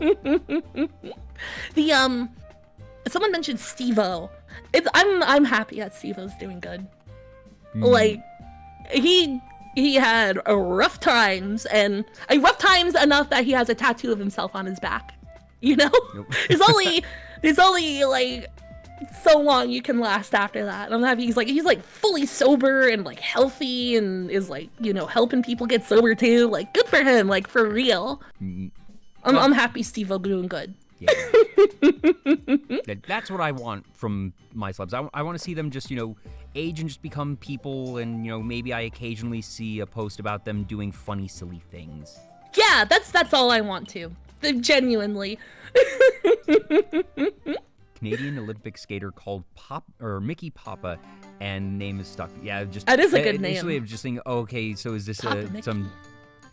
Obviously, the name Mickey has become completely tied with the mouse, and that my thought was, okay, is this now they're doing a riff with Disney, or no? I was thinking Papa Murphy's or Papa John's. Honestly, that was my first thought, was pizza. Gosh, it just... and then... Oh, gosh. Now I'm thinking about, like, the 2000s era of the Pizza Wars. Oh, yeah. I mean... God. Personal... Did you do Book It when you were in school? Oh gosh. I don't think it was called Book It, but as soon I heard you mutter like personal pan pizza, I was like, oh, I know exactly what she's talking about. Yeah. Oh, do you want to? Let me show you something that might turn your bones. Do you remember the American Girl dolls? Yes. So, you know how they're always like, this is Elaine. She lived in 1823 and died of typhus, and she loved to churn butter. Like, that was what they were, like historical. Yep. Mm-hmm. But now. They did something. Oh God, I still can't believe scared. They fucking did this. Oh yeah, no, you should be. You really should be. Hang on, where is it? So they did it. And also, they did for any of you youngins out there who don't know what we're talking about with Book It, it was a reading program, and they had a partnership with Papa John's where. It was Pizza Hut. Oh, sorry, but yeah. Pizza Hut. Thank you. With Pizza Hut, where if you read a book and filled out this little slip, sometimes you need to write up like a synopsis, or it wasn't even a full book report. It was just a little thing. And then that you would give it to the teacher, and that you would get a certificate for a free personal pan pizza at Pizza Hut. Yeah, it was great. I abused the system to the point where my teacher required a multiple page essay to submit it, because I read very quickly and burn through books I snapped my finger, but my hand was in my pocket. There we go, like that. There we go.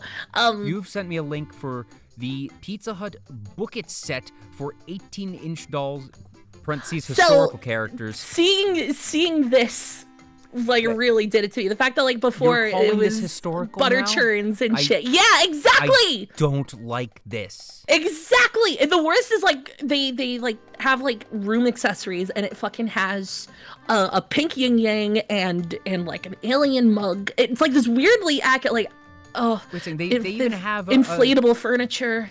They even have 2 named dolls that aren't shown in here. I'm gonna post this in chat. Oh yeah. Oh my god.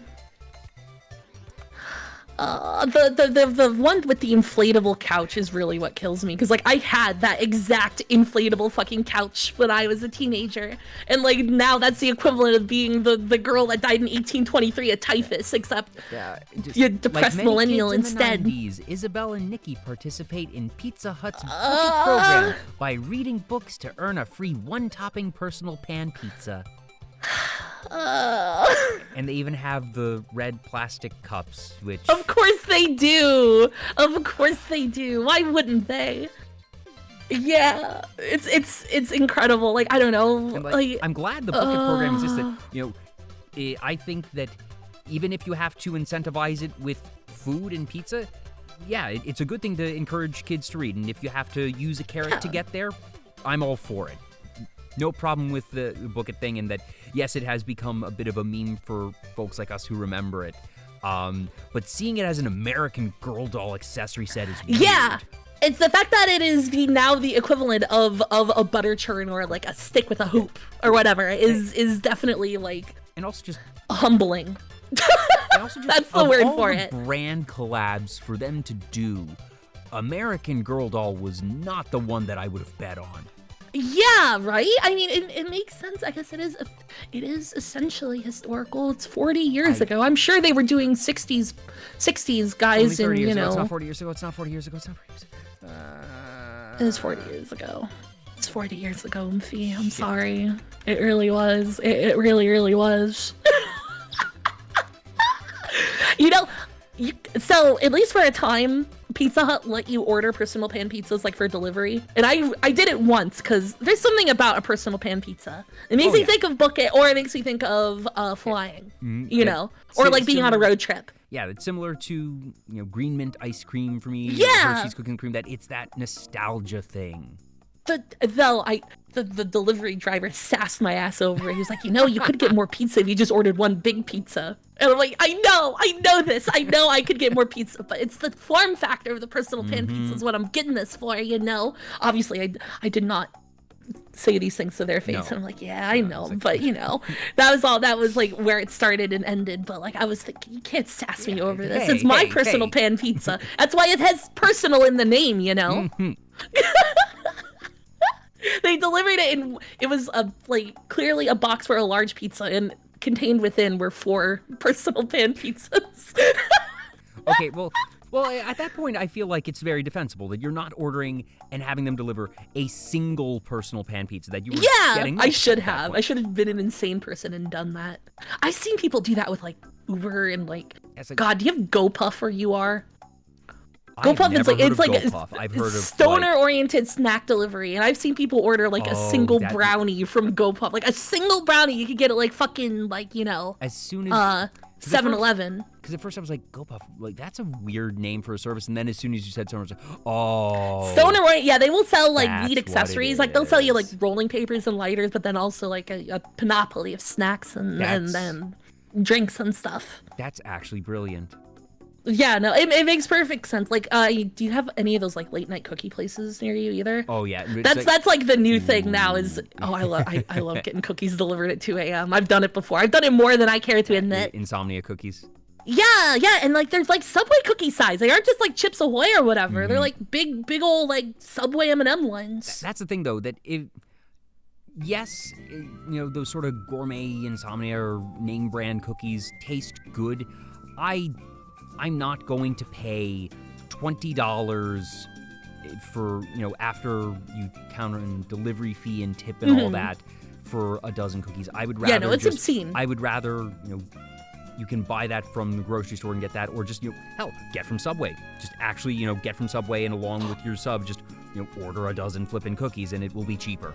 And Subway Hong Kong had cookie pies. I didn't know those existed. Wait, you've never had cookie pies before? No, I've never seen them before. I mean, I don't go to, I mean, Subway doesn't really have a ton for me. Not from Subway, but, you know, I've seen cookie pies. I didn't know that was like, or just like, you know, classic mall cookie places. See, if I'm gonna go to a mall and get something like that, I'm gonna go to like Auntie Anne's. Mrs. Fields, she could take a back seat to Auntie Anne. She knows what she's doing. You know, or like a Wetzel's. Ooh, Wetzel's pretzels. I miss like a proper. Okay, modern mall food courts, at least at the malls around here, are too gentrified. Yes, it's fully too agree. nice. I don't need wood fire oven pizza and like beautiful curry or whatever. I want Sbarro. Thank you. I was about to say Sbarro. I want Sbarro. I want Sbarro. I want fucking Sbarro. Sbarro and the Great Steak and Potato Company and a no-name Chinese place and like maybe McDonald's. Maybe McDonald's. And an Orange Julius. And a rotisserie chicken place. Oh, rotisserie chicken. Now see that one. And that one's not mall place to me, but that's interesting. No, but it was always like a no-name rotisserie chicken place, or at most it would be a Boston Market. Oh yeah, God, Boston Market. They're long gone by now, right? I think Boston Market's still around. Really? Yeah, I'm almost positive. Oh no, they filed for bankruptcy in February. Oh well. Dang, well, because I was thinking, I had Boston Market like a year or two ago. It hasn't, but that's kind of sad. I like Boston Market. Yeah, one of my favorites. It looks like it got owned by the pandemic. But dang. A restaurant I like got owned by the pandemic too. You know, Soup Plantation or Sweet Tomatoes. This is the same restaurant. It was like a salad bar, and then it was like a salad bar buffet thing, and it's like, salad buffet, and then like bread and soup. And that was the whole buffet, and it was hella good. Like really genuinely good, and the pandemic killed it, and it fucking hurts. It hurts to think about. A good salad bar is so good, you know? Apparently, that's a questionable name. News in the past couple days. Just looking it up. Oh yeah, what's the latest Boston Market update? Apparently, Boston Market comeback has failed. That they were trying to like refile or something, and then that it's collapsed. I'm not going to bother reading this entire giant article, but I'm seeing articles published like 3 days ago about Boston Market. So apparently this is topical news, Mint. Wow, we're on top of it. Look Shit. at this. We're gonna be a Boston Market influencer now. Open up my Instagram account as we speak. If they weren't about to go bankrupt, I would take that. That's fair. That's completely fair. I would totally do a Boston Market sponsorship, no question. Have this frozen macaroni and cheese, Oomphies. Yeah, and just the cornbread there. Cornbread there is legendary. Yeah. And Sweet Tomatoes / Soup Plantation also had really good cornbread and like focaccia pizza, that kind of bread stuff. Wait, Sweet Tomatoes is coming back to Las Vegas? Dude, okay, having spent a week there, because I'd never gone to Vegas to like go to Vegas, you know? Like it's always been passing through. Yeah. But I went to Vegas to go to Vegas a couple weeks ago with you know them, Hina, Bobina, and Tom and Henna Mimi, whose birthday it is, by the way. So please be sure if you know her to wish her a happy birthday. Yes, go I adore wish her. Happy birthday to the Henna Mimi. Yeah, I love her. But like, I don't think I could handle living there. Oh, living in Vegas? No. I'd go and say, I don't know how to drive, so that alone would fuck me. Cause like, oh my God, I like, it's bad. You really, really need a car there. But it was really nice to be able to get Korean food delivered at like 5:30 in the morning. That was beautiful. Like, it was Tom, Mimi, and I, and we burned a joint down, and the sun was coming up, and we were all hungry. We're like, let's order Korean food. So I got fried rice at 5:30 in the morning, and it saved my life. That sounds incredible. 'Cause I've only been to Vegas 3 times, I think, and the first time it was literally an hour and a half layover at the airport. But that when I stopped there, I walk out and I see, oh, holy shit, they actually just have slot machines here and there. Yeah, I lost $40. I lost my last $40 of my gambling budget on a Wheel of Fortune machine at the airport. And I was there and I was like, okay, this is literally the first time that I have been in Vegas. I'm not going to be leaving this building. I have an hour and a half. And what I did was I had a dollar bill in my wallet. And I went to the nearest quarter slot machine and I said, I'm going to play until I lose this dollar or I profit. First pull, nothing. Second pull, 75 cents winnings. So that means I am currently at $1.25. I cash out. Just because now I can say I went to Vegas and took the house. Yeah, I almost took the house. I was playing digital blackjack at New York, New York. And it's cool because it's kind of set up like an actual physical blackjack table, but you don't without the dealer. Potentiality of without the dealer, and without like the potentiality of like upsetting the people next to you. That's what kept me from going to the real card table. Is like I was afraid like I'm not very good at this. I don't know the right things to do. So like I may very well like upset somebody who's there to be very serious about playing blackjack. So the digital one is great. Blackjack players. Yeah, exactly. Like that grandma could get real mad at me, like. So I was up $75. I was up 75 full dollars and then lost it all. The computer lady took all of my money, like all of it.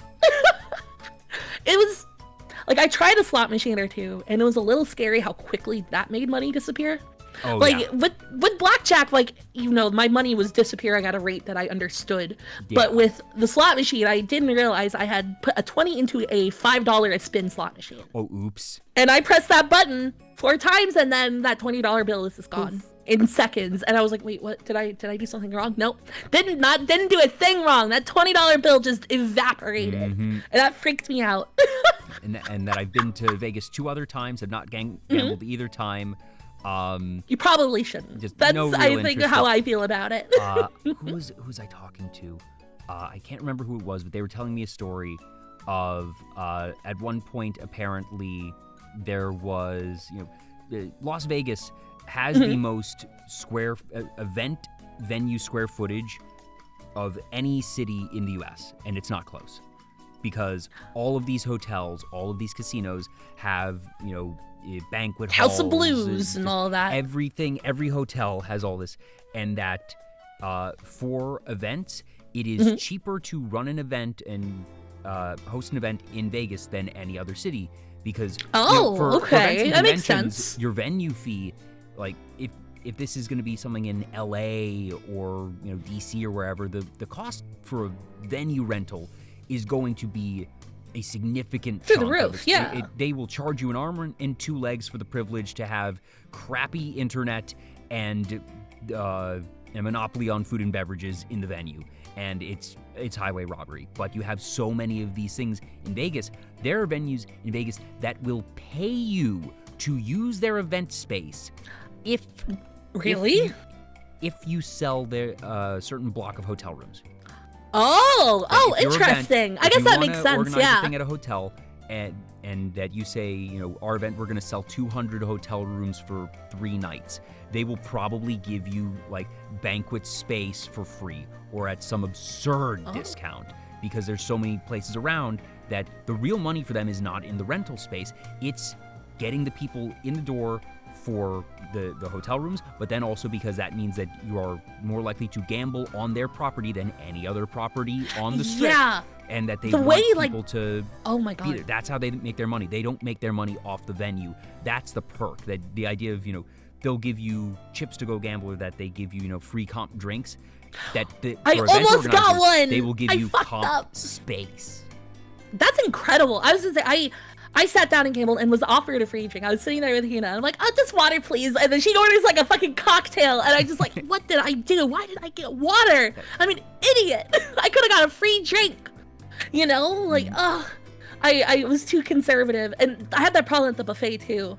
I was terrified about being judged for wasting food. So like I was like conservative with my picking. I'm like, I'm only gonna get food that I'm gonna actually eat, even though no one else there was doing that, and no one would judge me if I got a plate of crab legs. And always the crab legs. Mimi went so hard on the crab legs. It was so fucking funny. She was like obliterating those things. Crab is also just legitimately my favorite food on the planet. That's fair. I love crab. The buffet is pretty good for you because like I eat mostly vegetarian. Like I was raised vegetarian and didn't have meat until like I was like 23, 24. Oh wow. And even then, so I keep Like, it pretty there- like always like chicken and pork. So like, and pork's only kind of rare. What was that though? I'm legitimately curious. The first time did you have meat? Did it cause any problems like stomach-wise? Because I've heard of people who No, have, at least you know- not chicken does. I've accidentally eaten beef since, mostly because Taco Bell has fucked up my order. Oop.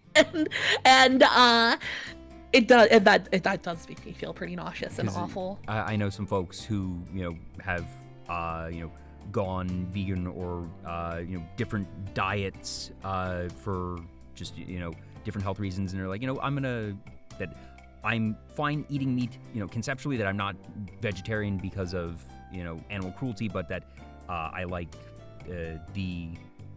the diet of being vegetarian or vegan agrees with my body more, but that every so often I want to have a bit of meat just because, and that over time they find that actually eating meat does not agree with them because their body isn't creating certain enzymes anymore. And that's exact. I'm pretty sure that's it. I'm not I've never read any real I don't know scientific paper on it or something, but vibes wise that does seem to be the case. But that it just your body doesn't end up agreeing with it as much.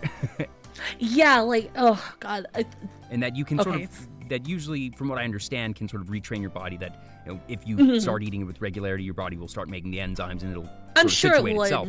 But if you just sort of have it out of the blue, that the body's like, what the fuck is this?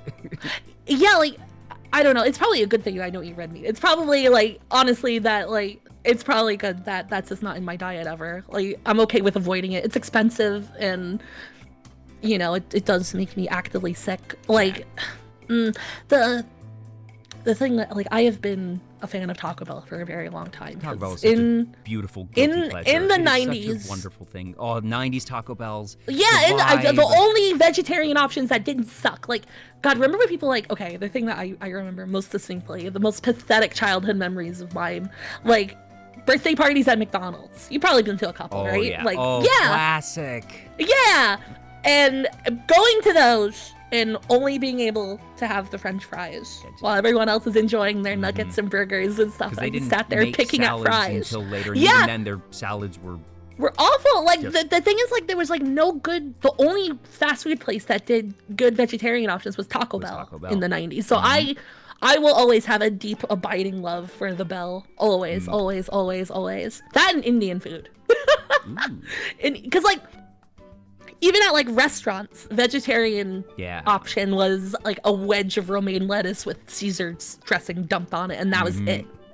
And then you go to an Indian place and 80% of the menu is vegetarian. It's we get fucked in America. They don't give a shit about vegetarians in this country, or at least at restaurants. I mean, it's I'm happy it's changed, but I will always love Taco Bell and always love Indian food entirely because it made me feel less insane.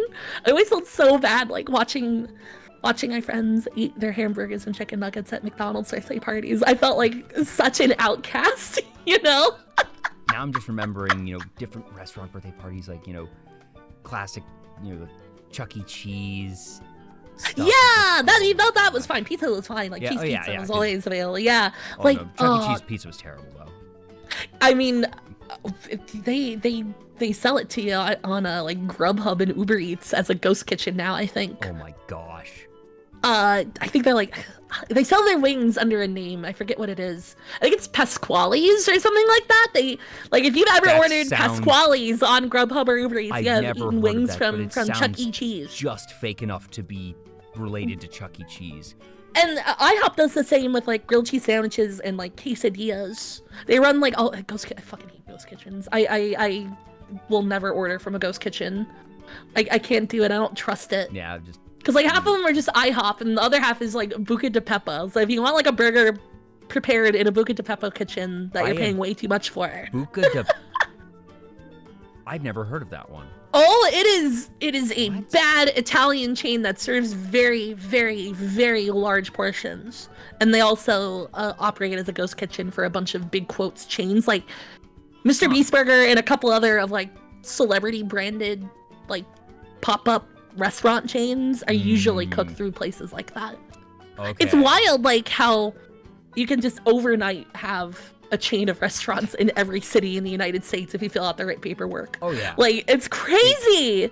Oh my gosh. And I went to the Buca de Pepo Wikipedia page and just scrolling down, and it shows at Excalibur Hotel and Casino in Las Vegas, Nevada, and it's this we passed it.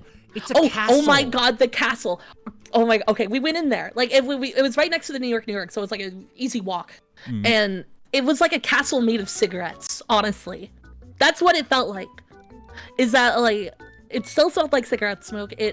was kind of brown and yellow on the inside. It was a castle made of cigarettes, and like the extra funny is like the outside is clearly made of like the same plaster that like the houses in the city are made of even. So like it was like this weird, like, I mean, if you start questioning Las Vegas, it starts to fall apart in a way, you know. Las Vegas itself. You can't question Vegas, or it falls apart. So you can't ask why about anything in that city, or you'll go insane. And yeah, 5,000 cigarette castle for 5G. Exactly. What an incredible and illogical city Vegas is. It did feel insane. It is a very, very strange place. It is truly the closest thing that you get to actually just an adult amusement park in every way, and it's just so. Disney has its own incredible crafting of an experience for their attendees, and the way that they're able to sort of keep you immersed in everything, and that they'll do $5,000 a night hotel to sleep in a bunk bed. And that, Disney has these really subtle things in the design of their park that to get to the different themed lands and areas, they have them all such that there is no line of sight between them, that you have to turn a corner or you have to go under an overpass. Pretty clever. Of just these very subtle things, such that visually that they don't bleed into each other, and that's really cool from a design standpoint. And you like Defunctland, don't you? I actually haven't seen much of. I've never actually seen a full Defunctland video. How are you having this conversation and not have fucking watched Defunctland? Okay, that's insane. I pick up things from places. But part of being a talk show is like, I'm a bard. I get stories. I love stories, and I get these different pieces. It's entirely possible whoever or wherever I heard this from came from Defunctland. I would be shocked if it didn't. It is. He's speaking of in terms of storytelling. He's very good at it. I think Defunctland guy is. It's. There's spectacular content. I can't believe it. But then I'm surprised. Vegas, genuinely, which feels like it's Vegas is kind of the. It's almost the lawful evil of attendee guest design of the classic. Oh yeah, it feels labyrinthine. Yeah, we got lost. That they deliberately design these places to be difficult, to just outright illogical to navigate, because they want you to get lost. They want you to stay in there. They don't have windows because they don't want you to be able to perceive the passage of time. Yup. That guy, we got a concerning text message from one of the Oomfies while we were out, and we were like, okay, we should probably go back and make sure she's okay. And we were in the Excalibur, and it took us a solid half hour to actually find our way out of the goddamn building. Mm-hmm. Like, it was just so labyrinthine. It's crazy. What if there's a fire? Yeah, I mean, I assume maybe like it's like an airplane, and the path to the exits start light up or something. I don't know. That would be my guess. That's what I would do if I was designing it. But yeah, sounds logical. Yeah. Yeah, but oh god, wait, no, it wasn't the Excalibur we were stuck in. We were stuck in the Luxor. The Luxor is scary. Like, have you seen the inside of that? That's the pyramid right? one. Yeah. Yeah, because the hotel rooms in the Luxor are up the pyramid, and the balconies overlook the atrium. Mm. And when you're not entirely sober, seeing the inverted inside of a pyramid. Yeah. But it was so much fun to look at and just sit there and look up at it. And then there's a food court there. And while we were there, all of the light was off. No, it's got a fucking Johnny Rockets. That's how you know it's for tourists. So there's a Johnny Rockets there. Oh, Johnny Rockets. Oh, you all? I mean, that is Johnny Rockets, convention food. Johnny Rockets is delightfully quaint in its own way. That, don't get me wrong, I have had and enjoyed Johnny Rockets more than one time, but it's a Johnny Rockets. Just, if it exists somewhere, it is a tourist place. Oh, absolutely. It is made to sell America to people who don't live in America, 100%. That, you see that, you see it on cruise ships. Yeah, or airports. Yeah. Or right next to convention. I feel like, to me, it is a place I've gone to because I've been at an anime convention and it was a couple blocks away and it's all that was open, or all that is in fucking Man, I'm thinking about the Seattle Convention Center. It's like that and Cheesecake Factory. Yeah, and sometimes you don't want to go to Cheesecake Factory. When I think of stereotypical, what are we getting late at night at a convention? It's Denny's. It's Denny's or IHOP, but usually Denny's. Oh, fuck with Denny's. God. I miss Denny's. I haven't been to... I should have gone when I was in Japan. Because apparently Denny's Japan is solid. Oh, I could totally believe that. Yeah. I did want to hit more, like, American chains while I was in Japan and Hong Kong, just, like, for funsies. Because, like, I mean, you gotta... It's fun to see the familiar through a different lens, right? Yeah. Because, like, I did end up going to McDonald's in Hong Kong. I avoided going to Japanese McDonald's, but... I think it was mostly anxiety of, I'm the fat American girl at a McDonald's. I didn't want to, like, experience that in Japan. In Hong Kong, I feel like it was a little easier to do. They still, like, fry their pies at McDonald's Hong Kong. So they had an Ovaltine pie that was, like, hella good. Like, hella... Ovaltine still existed. Oh, yeah. Ovaltine is, in fact, a really popular, like, cafe drink in Hong Kong. Really? It's really good, yeah. Ovaltine, a Hong Kong Ovaltine is more malty than chocolatey. Like, it's still chocolatey, but it has, like, a malt bent to it in a way that it is. Malty drinks. Do you like Horlicks? I don't know what that is. Yeah, that's, like, the ultimate malted milk powder thing. It's a really, like, it's interchangeable with malt in Hong Kong. It's a really popular cafe drink, too. Like, iced Horlicks is so good. Oh, my God. It's sweet malt drink, and it's delicious. Oh, I miss it. I miss it. What is the curse of the Luxor? Also, I do know that it is the home to the brightest light bulb on the planet, which is insane. That was what, like, made me realize I should not ask why.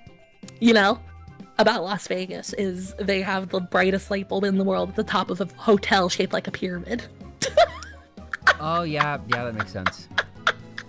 That has its own, like, micro ecosystem of bugs that live around it, apparently. What? Yeah! It's crazy!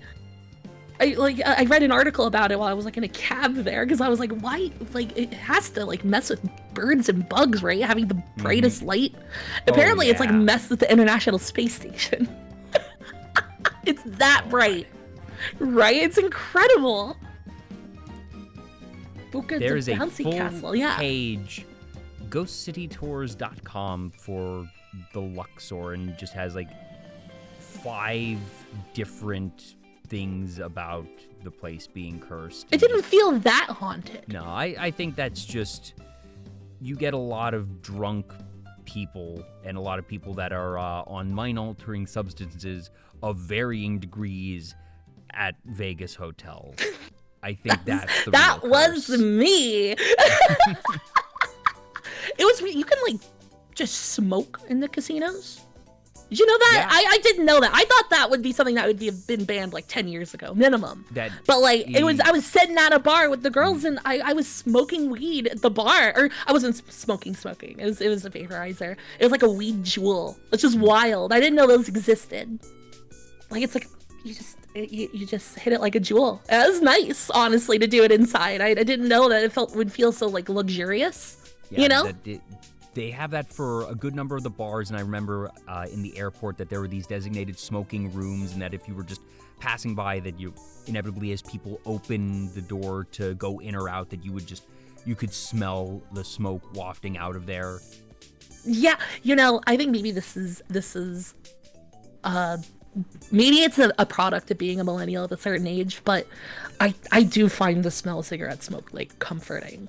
I know a lot of people hate it, and I know a lot of people think it's vile, and I understand. Yeah, for me, I usually don't like it, and also just that it bothers my sinuses actively. Yeah, oh yeah, no, me too. I'm made of allergies, essentially. Like, I understand that part. That's like acutely. Certain cigar smoke, palatable. Can totally palate cigar smoke. Cigarette smoke, not so much. Yeah, I don't know what it is about cigarette smoke. I mean, like, it kind of just reminds me of, like, being out with people that I know. So, like, it's just like this. If it's sort of like that, very nostalgic. Light, if it's that sort of light, okay, you're in a place where the carpet smells of smoke very slightly. That it's not like no one's smoking in there at that moment, but you can tell that a smoker lives there, and that it's sort of the more environmental aromatic smell. that can be a bit more quaint to me.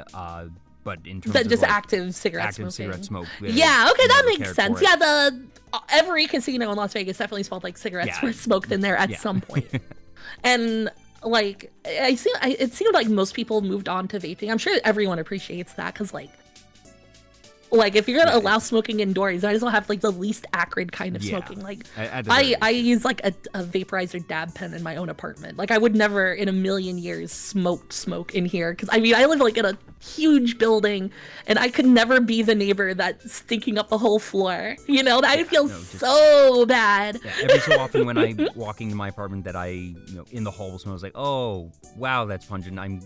Fortunately, even if it makes it into the hall, it doesn't get into my apartment, so that's good. I'd be probably complaining. Like if I can smell in my apartment, sorry, That's like too I'm much. not gonna. Yeah, I'm not no, gonna that's bother. just being rude. I'm not gonna call the hotel or the apartment management over if I smell in the hallway. Whatever. Don't care. You live your life. I'm not gonna bother it as long as it's not affecting me and my space. Yeah, exactly. It's I mean, that's why I really like that vaporizer. Like it smells like maybe like in like a 1 foot radius around my chair that like disappears in like 30 seconds. Yeah. So like I am completely okay doing that. But yeah, like I'm always like afraid of getting yelled at by my neighbors like for being loud and so having another vector like potentially to get yelled at. Yeah. So that's why I definitely vape instead of smoke in my apartment. Also, you should probably not like smoke indoors anyway. Yeah, probably. But I do want to take a proper trip to Vegas because, like I mentioned, I've been 3 times. The first time was that layover. The second time was there was a job interview there, and that I was visiting. I have some extended family that lives just outside the city, so I stayed with them for like 2 nights and then was gone. But again, like they drove me like during the day down the strip just so I could see it. And then there was one other time that I was there for an event. It wasn't TwitchCon, but that I was there, went to the hotel that I was staying at, and went to and from the venue, and that was the extent of it. And the closest thing to a Vegas experience I got was after the event was wrapped for the day, it was late and I was hungry, and that I went to get White Castle at 1 a.m. You know, I've had the onion nuggets from White Castle and it's very disappointed. I feel like those should have been better. That White Castle and Crystal and the other, square burger places, they all taste the same to me. I cannot tell the difference, but I enjoy them all. They're very quaint. They're good. They're cheap. They're cheap. Yeah, that would be the big thing. Yeah. Oh, man. Yeah, to do Vegas is more fun than I was expecting. Like, cause I don't know. You can tell from my disposition, I'm not the clubbing type. Yeah. So like, it was like just a lot of walking around and finding good places to eat and Did you see chatting. any shows? Nah, we just hung out. We did a lot of just like fucking hanging out and talking. Just like lots of really good like long talks. Yeah. That's always like such a good feeling when you're hanging out with friends, especially ones that you're meeting in person for the first time. Or it's a very trite analogy. People have made it 1,000 times before, but like sitting on that white plastic lawn furniture at like 2 a.m. at a party. Yep. It's kind of how it felt the whole time. And it was great. It was like actually really good. I feel like it's really silly to think that I experienced like character development at like just a trip to Las Vegas for fun, but I kind of did. I felt more at peace after going to Las Vegas somehow. That I love sort of hearing the secondhand stories of it's happened certainly in the VTuber community more frequently over the past couple of years, and part of this is a function of VTubing had its rise when people weren't traveling or going out as much. Yeah. But now they are, and that everything from conventions and just these trips or like people post about went skiing with such and such, and just like I imagine it's like, wow, I'm so happy for those people that I see these things like that's so cool that they are going out and doing those things. Like I don't even want to know like what happens or what the discussions are, but I know those discussions and those good moments are happening, and I'm really happy that they are happening. It was like, what is it? Like, I don't know. I was, utterly terrified of meeting them, and I still, after the fact, got described as like a nervous dog, and that's accurate. That is genuinely how I am. That is my disposition. But like, it was worth it. I'm happy. Like I haven't.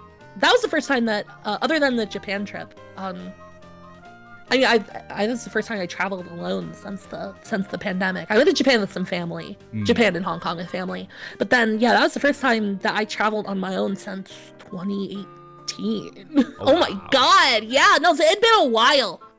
I mean, I have like, it's not. No, this is fine. This is fine to say. Like, I have like actual like OCD, like not like funny internet. Oh, my room has to be in the OCD. Like actual, I stub my toe and I might die OCD. Like, you know what I mean? Like that's like the thought process that it creates. So the pandemic was rough. Yeah. And I actually turned down the trip to Japan and Hong Kong like a couple years prior to, and so like I actually took it and went, and now I am no longer mentally ill. Yay! That's all it takes, it turns out. But no, like, it was rough. I'm happy I was able to like actually get on a flight to another continent and then also meet insane VTuber women. It was good. I love doing this shit like so much. I really do. It's so cool that like people want to like come and just like hang out and chat, and the fact that you want an e-buy to come and hang out and chat. It's exciting, you know? Yeah, and it's just the meeting people that you've only met online is such a unique generational experience, I think. Yeah, absolutely. Because it's, you know, the closest older people to get would be like meeting a pen pal. But yeah, the interactions in terms of frequency and depth that you would get with a pen pal is microscopic compared to what you have people in, you know, nowadays. The fact that one, you're able to have full and proper real-time conversations, hear their voice, and see their face more recently. I guess that's more recent, but yeah, like, yeah, it's wild.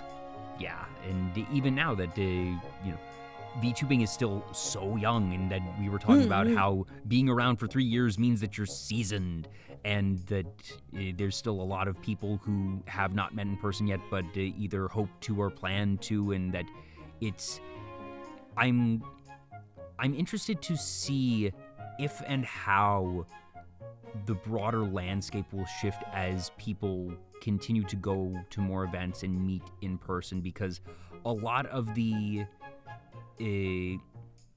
anonymity of VTubing that people earlier that on aspect of it is good. I think that it's good, and that that it is something that is interesting to see people navigate and choose what they are comfortable with and what is best for them. Absolutely. Because there's this sliding scale of absolutely. Some people never ever go to events, or if they do, they never ever post about it.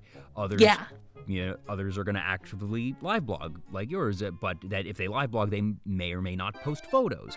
And just, I'm glad that, you know, there are these options. There's no wrong way to do this, that people are able to make their own choices and figure out, okay, where is my level of comfort? And it's fun seeing people get out and do things to whatever extent they are comfortable with. Yeah, like, what was I gonna say? I think definitely meeting other streamers in person is something worth doing. And like, I'm a crazy person when it comes to like my privacy, and I prefer it that way, and we'll keep it that way. But like, I hate saying the word because it sounds cynical, but it is a good way to meet people. It is a good way to make connections with people. It's a good way to say, I hate saying this word, to network. It's so cynical. It makes it sound like it's insincere interactions, right? When you say that, when you hear that, you think, oh, this is a cynical ploy or whatever. But you gotta meet people. You gotta talk to people. You gotta get yourself out there. Mm-hmm. And that's a difficult thing. I think maybe it's because of, you know, like the media that I watched growing up and stuff. So like it's the media I watched growing up, and like, you know, like, of course, you know, I wasn't like all the other girls. I didn't care about celebrity gossip or whatever and stuff like that. So like, I definitely had a disposition or a predisposition to not feel comfortable like with self-promotion and just like going and meeting people and stuff like that, because like I would, it's such a balance. Internally cast it as cynical. Yeah, but it's not cynical. It's completely reasonable to do. Yeah. It is. It's not a bad thing. And it feels weird to say that. I'm not sure what, like, even me of, like, 5 years ago would think about what I'm doing, because, like, I don't know. Before I was VTubing, I was working, like, for social services and for, I was working on a doctorate. And now I'm technically an entertainer, and I never in a million years could have seen myself going in that direction. And that's weird, Yeah.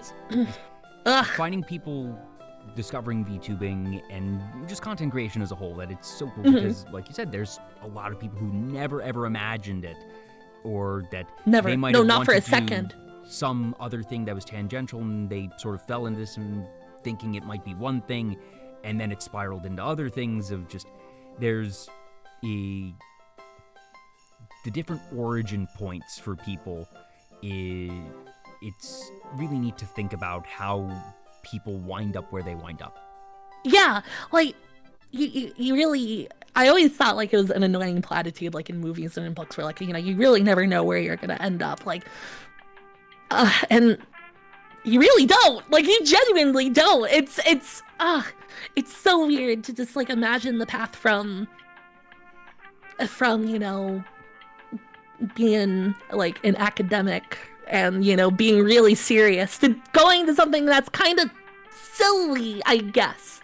Like, not silly as in unimportant, but silly as in less...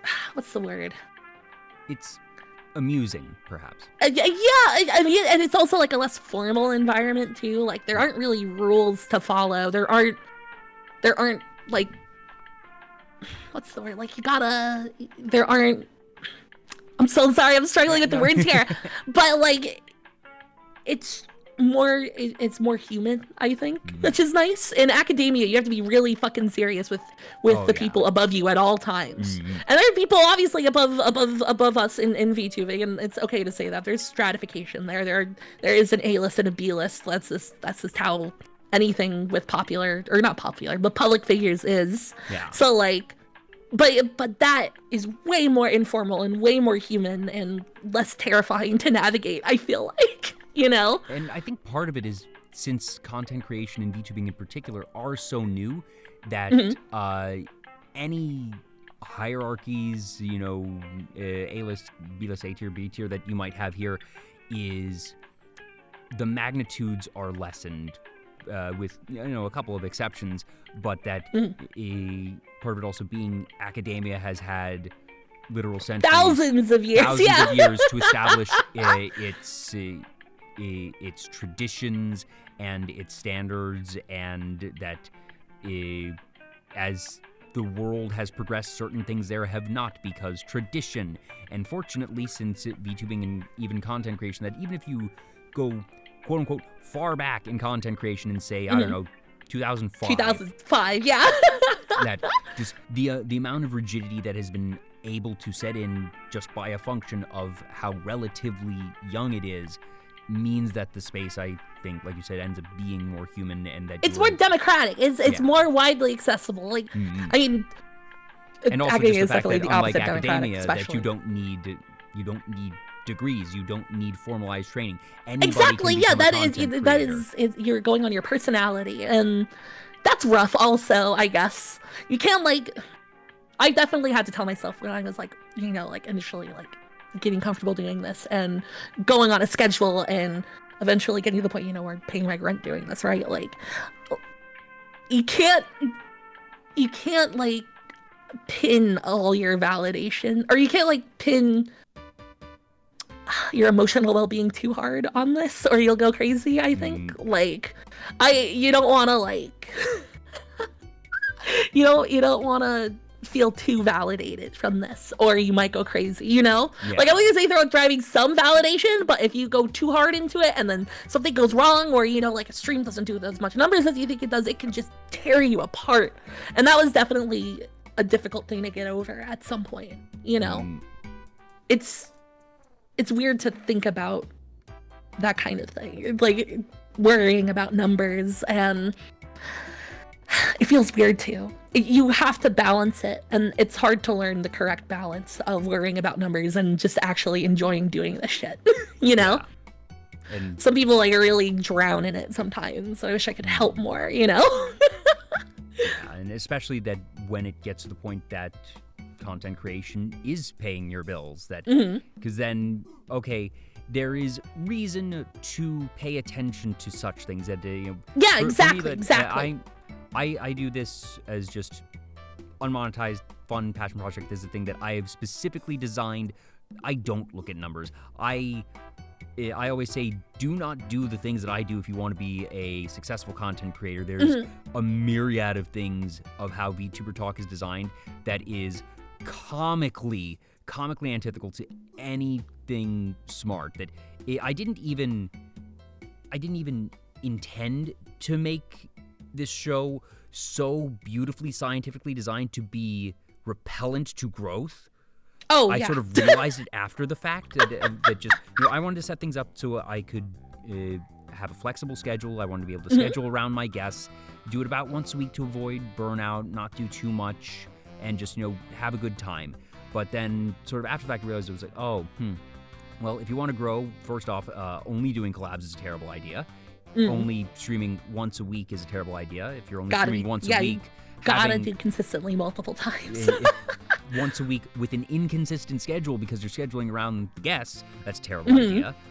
Not taking affiliates so you can't get subscribers. The subscribers are, that is people paying to incentivize them to continue to be around. There you go. I don't run a Discord server because I did that once professionally and I never want to do it again.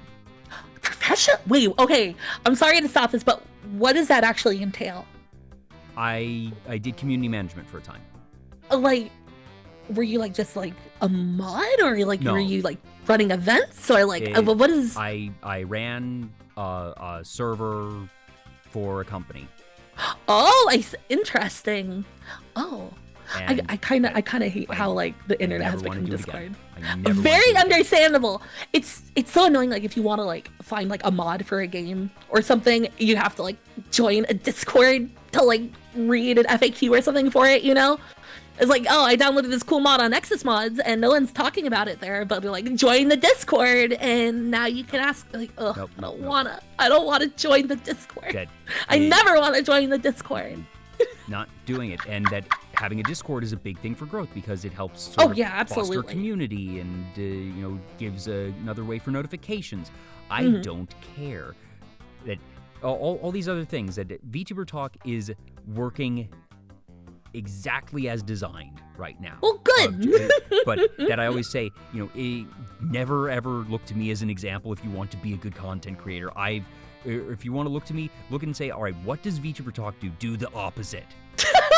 Do the opposite. You shouldn't be that hard on yourself, but I understand your 'cause analysis. it's like, That's I'm very understandable. proud of what I've done with this show, that I have Hell a lot of yeah. pride in the show and how I run it. But in terms of if you are looking for, channel growth and metrics and trying to make this so you can pay your bills, don't look to me. That's completely reasonable. I'm doing it That is in every way completely wrong. fair. But that, similar to the thing of privacy, that for me, I'm doing this exactly as I want to do it, and that I am, like I said, I'm fully aware of what I could do and what I could change if I wanted to potentially, again, to sort of use Easily. You got the flow for it, easy. Business term, if I wanted to scale the show. Oh, yeah, right. It does feel bad to use business terms, doesn't it? That really is it, just flatly. You don't want to. You don't want to see it as a business. But I'm not going to do that. Oh God. God, I get so stuck on that. Like, it's an industry. Yeah, It's an and industry. It is. That, for better and worse, it is, and that for folks that are making their living off it, that you do have to pay non-zero attention to it. But I certainly I know many people who have been able to find healthy relationships with their numbers. Yeah, you gotta find the healthy one. I'm there. I'm definitely there. I don't think I would have been able to continue if I didn't.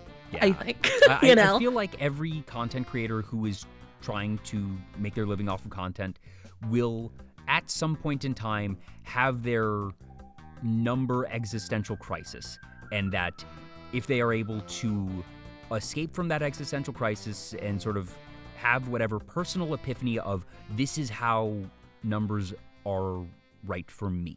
That if you can do that, that is a big step as a content creator, and that those who are able absolutely. to have whatever epiphany they need for themselves and figure out that solution in healthy relationship, that's when people, that's a paradigm shift for people. Oh, absolutely, 100%. 100%. I completely agree. Like, yeah, the healthy relationship is the right metaphor to it, because like you can really, really drive yourself fucking insane. You really can. It's easier than you think, I think. No matter how psychically strong you consider yourself, when you're putting yourself out there in any public way and you're not getting the exact level of feedback that you expect, it can be brutal. It can feel bad. Like, absolutely. Like, no question. Because it is you putting yourself out there, and it feels like a personal judgment. You know what I mean? Yeah, and then like, is it your personality that's on the line there? Yeah, and that you can tell yourself, that you can know and you can fully understand logically that numbers are not a representation of your self-worth, but then there is the very human reaction of, even if you were telling yourself logically, that brain does not always work logically. It's kind of what OCD feels like. Like, yeah, rationally I know that stubbing my toe isn't going to lead me to being in prison or dead, but you still think it anyway. It's very easy to, the fancy therapy word for it is catastrophize. It's definitely an accurate word for the way a lot of people think about this kind of thing. They making a mountain out of a molehill, like, for real. It's sort of, people need to go easier on themselves, is what I think. People need to touch grass, and sometimes touching grass can be in Vegas. Yeah, exactly, man. I've been touching grass like once a week. Not literally, because it'll make me sick. Yeah, no, I am allergic to everything. Yeah, I'm allergic to dogs. Don't worry. Isn't that the saddest fucking thing? Isn't that the saddest thing? I am allergic to cats and most dogs. Me too. Yeah, me too. And like basically every flower and grass and plant on the fucking planet. Like, I don't know what the weather's been like near you, but like we've had like multiple like fake starts for spring, and all the flowers are confused. Oh no! It's spring tier of pollen in the air. I spent like 2 weeks just completely smacked on Benadryl as to not like die. My allergies are usually in check. That I take, sort of generic brand antihistamine every day, and that usually keeps there. But then just every so often, without warning, my allergies will just sort of sneak up behind me, tap me on the shoulder, and punch me in the face. Yup. Oh man, I understand that. I mean, like, I was fine yesterday, and now I'm sneezing. My eyes are watery, and that, and it'll be like that for a day or two, and then I'm fine again. But sometimes it's just like I've had days where something gets caught in my sinuses, and I cannot for the life of me get it cleared out, and I sneeze myself into exhaustion. God, yeah. The worst is like how like after a bit, like the like areas around your nose will get like a little raw, like because you're like wiping your nose off. Like, oh my god. Okay, you know what? Actually, I've completely reversed course. Never touch grass. Yep. I will never touch grass again. Just thinking about this, I can't impose I can't impose allergies on myself like this. Like actual psychosomatic symptoms right now. Like my nose is now like the tiniest one. It's like, damn it. Thank you for having me by the way. No, I don't think I actually said that at the beginning. You did. Don't worry. Did I? Okay, good. I always self-perceive myself as way ruder than I come off, I think. Do you have any places that you would like to take a trip to, whether it be on your own or with others? After going to Hong Kong in Japan, I think I really want to go to like Ho Chi Minh City. I want to go to Saigon. I want to go to Vietnam. I think Vietnam is next on the list. Because like has become more modern and more rich recently, so like it wouldn't be like an especially big hassle for even my prissy first world sensibilities. Like I would be fine in Vietnam, and so like I I want to go. I want to ride a moped without a driver's license. I probably shouldn't, and definitely, almost definitely wouldn't, because I have seen what Vietnamese traffic looks like, and I like being alive. Yeah. You know? The Hong Kong taxi drivers are the scariest people on the planet. They're like all old guys that have clearly been doing it for 1,000 years, so they're very good at their jobs. But that also means that they have confidence, and yes, their confidence. Wow, their confidence is doing drifts and shit in a cab. And it's crazy. And it's the type of thing that while the confidence may be earned, and maybe, well, statistically you are going to get to where you are and they aren't actually going to crash, but if you're not used to being in a car doing those things, even if you have the trust in the taxi driver of, okay, I trust they're doing this because they're confident and they don't want to die either, it's still scary. Like, they were doing just, like, straight up, like, initial D shit. Like, just straight up.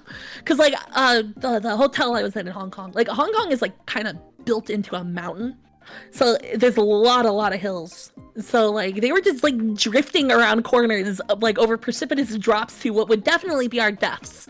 And they were drifting. It was, like, an actual, like, because, like, Hong Kong is split into, like, 4, like, cab regions, and the cab you get in changes. Like, it depends on, it's, like, the color of the cab is where you are. And it's so weird. It was like an actual, like, Hong Kong cab. This wasn't just like some random guy, and this is just how he drove. Was like he was an initial D, but instead of like teenagers, he's like a 65-year-old Chinese guy. It's really fucking funny.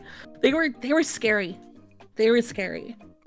And I'm guessing you've been in a New York taxi cab at least once. Oh yeah, of course. That's like nothing in comparison. I feel like most New York taxi drivers are relatively calm, but then there's like 10 to 25% that are just, they're in that similar vein of they've been doing this for a very long time and they know the timing of the lights and they're just going to step on the gas, and that they have no problem just very aggressively honking at anyone who honks at them, and they'll get you where you need to go, and they'll probably get you there quickly, but it's going to be an experience. And I can't imagine, actually. Like, I don't know. I don't drive, so the idea of, like, honking a horn seems like a social faux pas in a way that I could never do. No, I've driven in New York City a small number of times. Oh God, I'm so sorry. I do not enjoy driving in that city. I'm a very confident driver. I'm very comfortable. Highway driving, no problem. City driving in general is a pain in the ass, and a lot New of York it is, especially. Holy but shit! New York is its own beast. That the only thing that's sillier than New York is DC, because oh my God, I was with a DC, friend with a car in DC. It's insane. New York's layout is perfectly logical. It is annoying, and people are aggressive, and there's not a lot of space on the road, but streets and avenues, it's a grid. Yeah, it's a grid. DC's logical. got like weird Masonic imagery in its street design. DC was designed to withstand a siege. DC was designed that what was it that you would be dealing with in the day and age that it was developed? Land-based armies, that if an army is marching on DC, they wanted the pathways because, back in the days, marching armies, drum beats and whatnot, that they're generally going to walk in the streets, that there is no stealth in warfare at this point in history, that they set up all of those roundabouts because you would put cannons on those roundabouts as armies would march around. Think of like literal tower defense.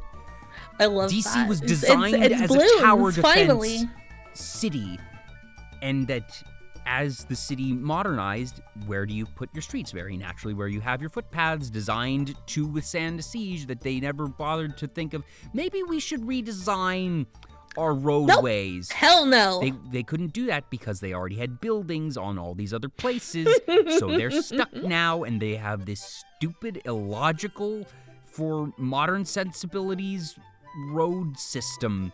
It's an incredible driving city, in there. Oh yeah, it's great, but driving is a pain. Yeah, like I was there with a friend who drove in, and Thank God for GPS. she used the car like twice, cause like parking in DC, it's $70 fucking dollars. 70, not 70. And like, I mean, I live in the fucking Bay Area and nothing even gets close to that much. Like, it's expensive as hell and it makes no sense to have a car here. But like, $70. Yeah, and I don't know. And this it's is cool. now when At least you the have Smithsonian GPS, is free. that you have GPS on your phone, Google Maps, Waze, whatever app you use.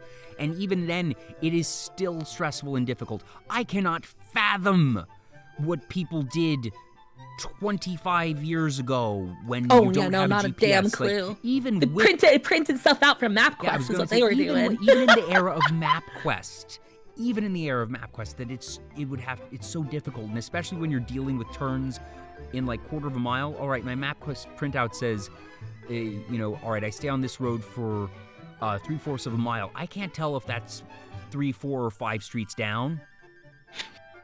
And are the signs with the street names all in visible positioning? Not always. I love it.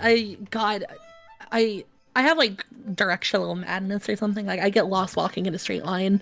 So I am really, really thankful for how good GPS shit is now, honestly. Even in cities where I know that I need to be truly comfortable in a city to not use my GPS, that I just reflexively, even if it's, unless I've been to a place like 20 times, or if it's an actual straight line to get there via driving, I'm probably using GPS. Do not, okay, I can tell you, here's a Japan tip. If you're at Shibuya Station, do not rely on your phone's GPS. It cannot compensate for, Shibuya Station is labyrinthine at like the mildest. It is a scary fucking train station. Because it's a central station for the city, right? So like every line passes through and it is built that way. So like it is, when I got there, it took me a full 20 minutes to get out, just because like the wayfinding wasn't like really consistent, and it was so scary. It was so scary and so busy. It was like easy to get around otherwise though. Like the Yamanote line like got me everywhere when I was in Tokyo. It was amazing. It was cheap, like really, really cheap. I hope you do get to go, because I had an unbelievable time, honestly. Yeah, also, you know what? DC Metro, also very solid. DC Metro is pretty solid. New York Subway, pretty solid. Boston T, surprisingly solid. Yeah, Boston's such a cute little city. Yeah. It is kind of like a little city. It definitely punches above its weight, but I think it's cute.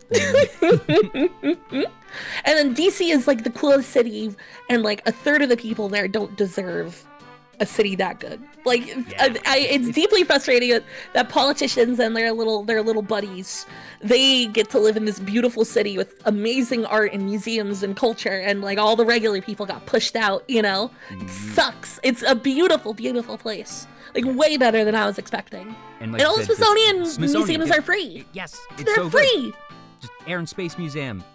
Love it. They just finished renovating that, apparently. Oh, finally, good. Because I was about to say, I don't know how long it's been since they renovated, because I know that from the time that I was like 5 until 20 plus, that this Air and Space Museum was 80% the same. It was... Yeah, they like rebuilt like a huge chunk of it and moved exhibits around and stuff. It's done now, I think. But man, it was so cool. Like the fucking backup moonlander and like a piece of Skylab.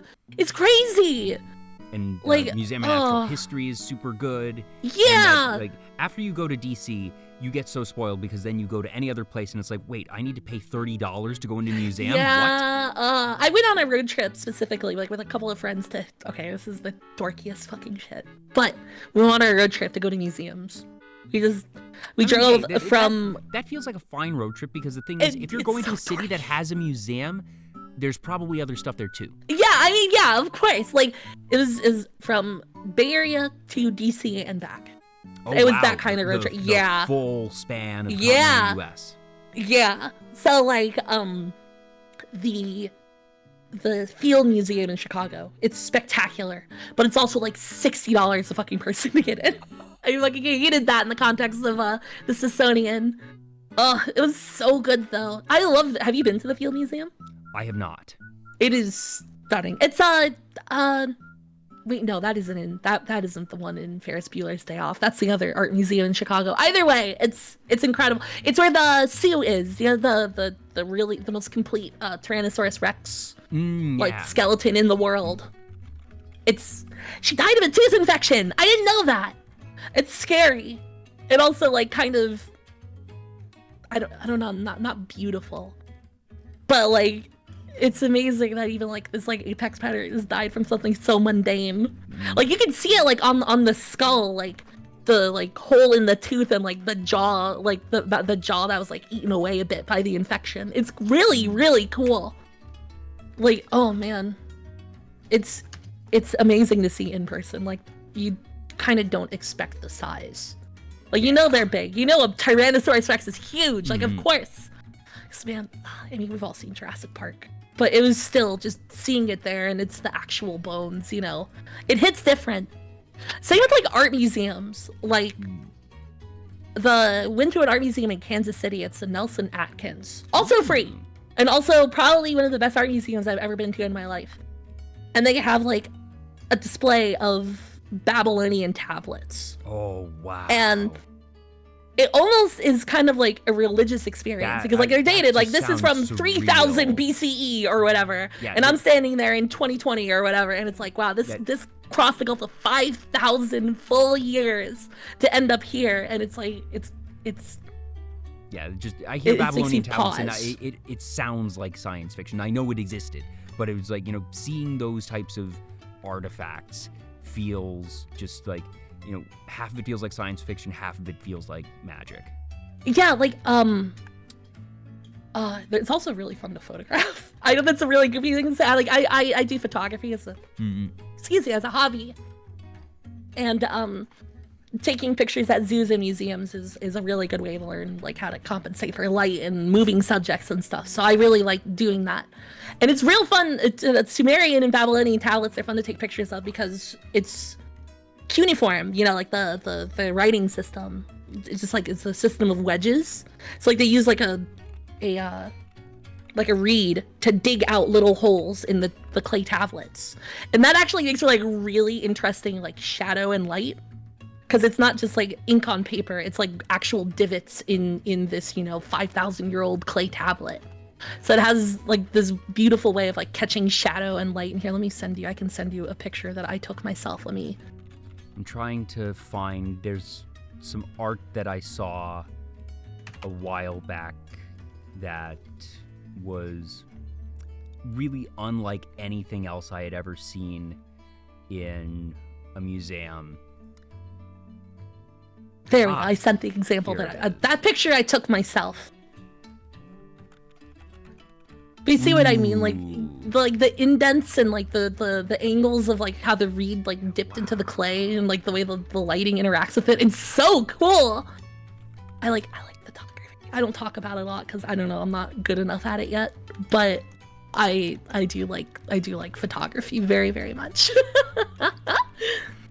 It's relaxing and it's fulfilling. I like it. It keeps me going to like the local zoo and local museums like often. It's good. What was the art you were gonna say? I will bring it up in a second because there's two exhibits that were just they were mind blowing to me, but I want to bring up yours first. So let's get this one in here. Go.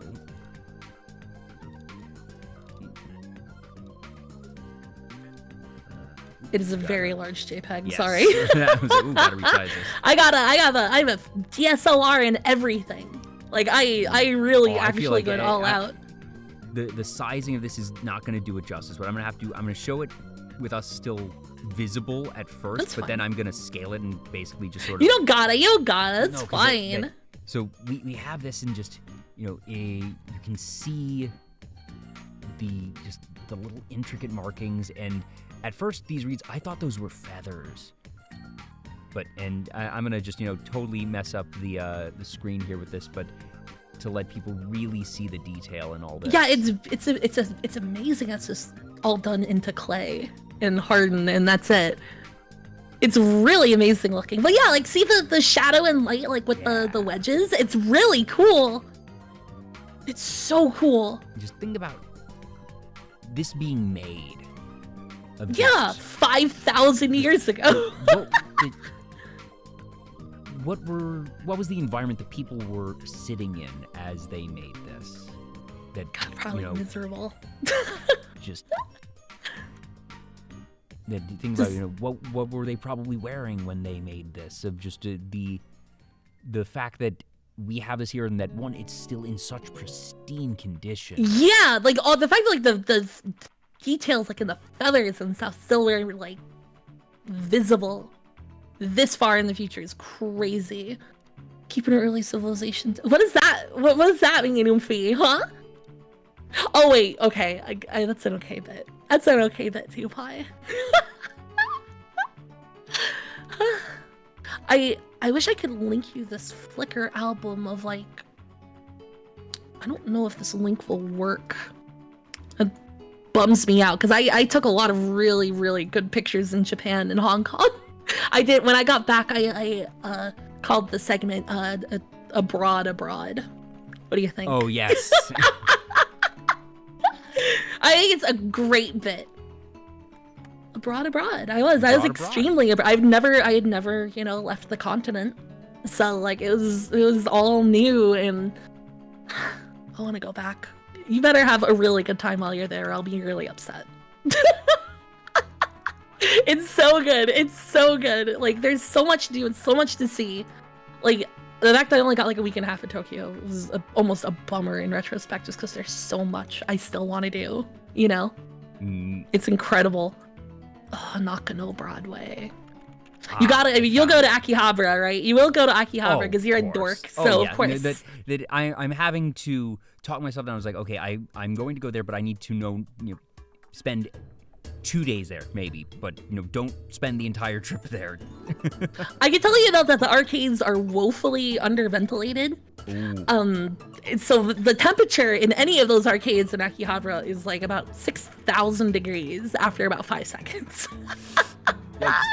But like it's really fun to visit Akihabara, but also if you want to like stock up on like retro nerdy stuff, there's this place called Nakano Broadway.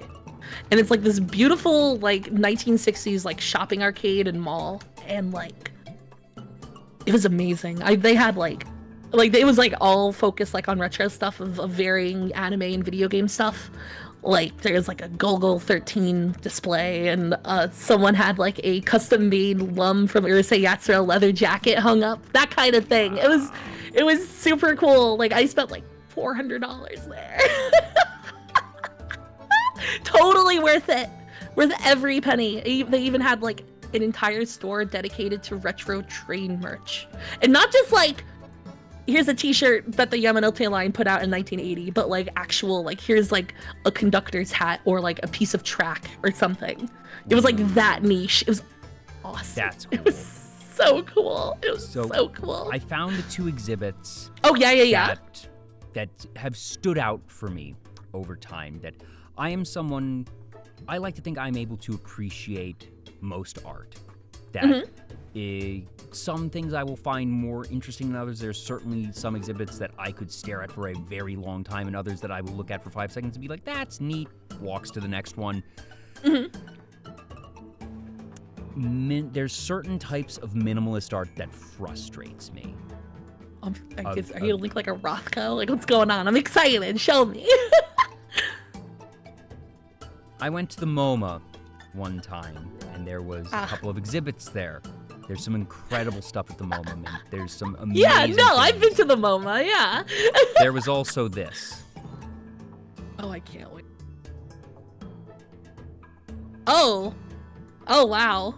Wait, really? That's a yogurt lid. That's badass, actually. That is a yogurt lid that was nailed to the wall. That was the exhibit. What's a good art word? It's transgressive. Also transgressive. They all clearly A shoebox are about the on the mindlessness floor. of consumerism, question mark. That I can understand certain things of symbolism in that Yeah, no, items can have it meaning. is silly. It frustrated me that square footage of a gallery of that prestige, there were any number of other things that they could have displayed on that wall other than a yogurt I get lid. you. I get And you. I- That's completely fair. And at the same time, I can't figure out, do I just deeply respect the absolute gall of the artist who probably was able to get tens of thousands of dollars from the MoMA for a yogurt lid from a bodega that still has the 99-cent price I love tag on it. the 99-cent price tag on it. I love that part. Like I have seen art that was just as like I don't want to.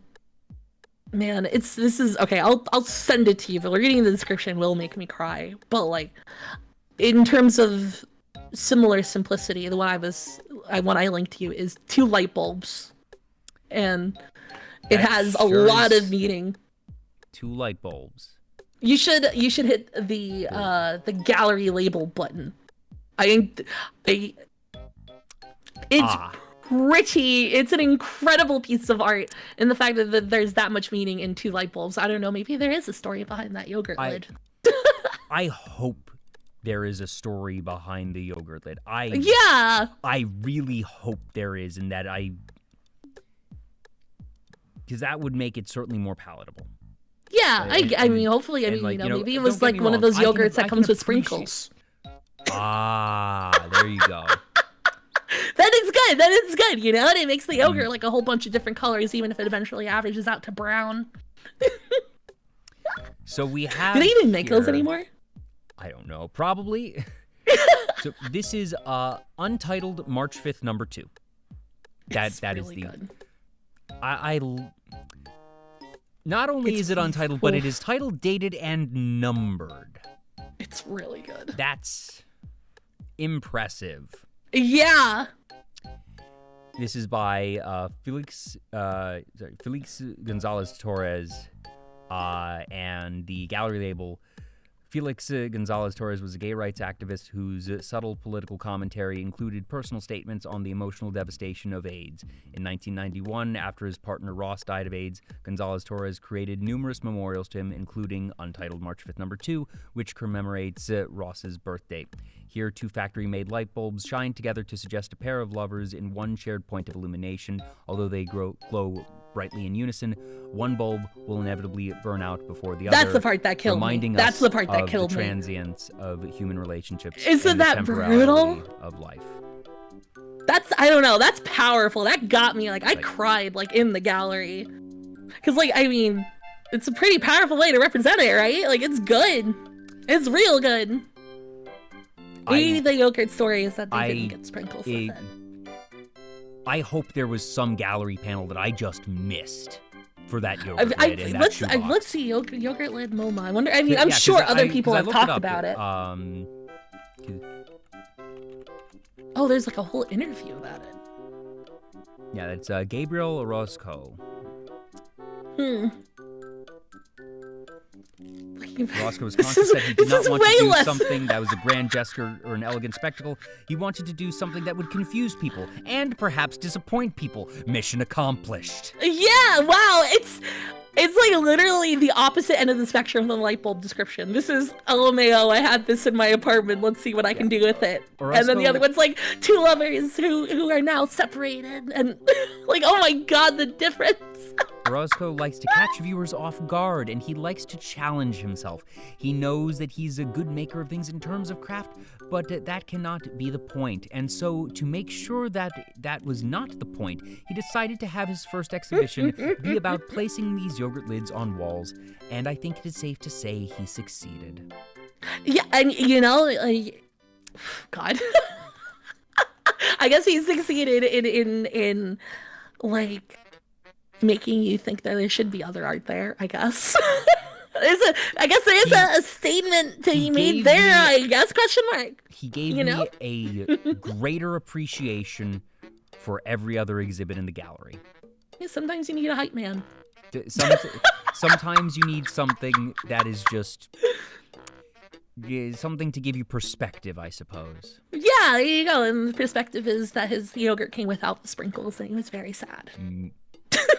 Dash in chat mentions a thing about the art exhibit that was thrown into the trash by a cleaning lady because it looked classic like trash. Yes. Classic. My guess is that's why they probably had to nail that on the wall, because if it was on the floor, it would have been picked up.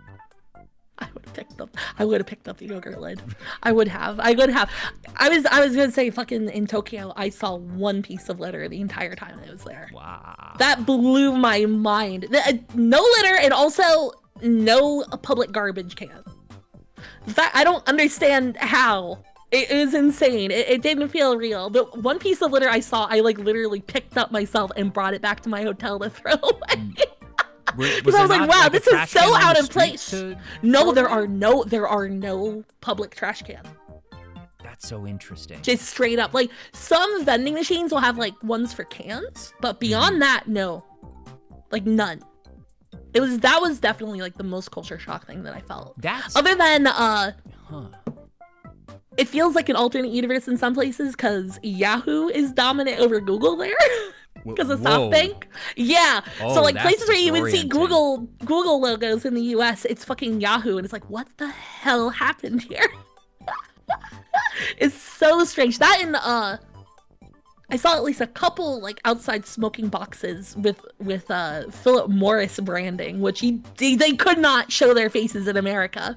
Like, the smoking was a lot more normal there than it is here.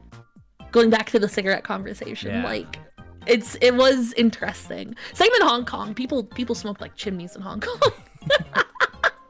But that's also true of like mainland China. Like, smoking is just big there. I mean, like, up until the early 2000s, the Japanese government owned a tobacco company. Like, they were incentivized to have loose restrictions on smoking.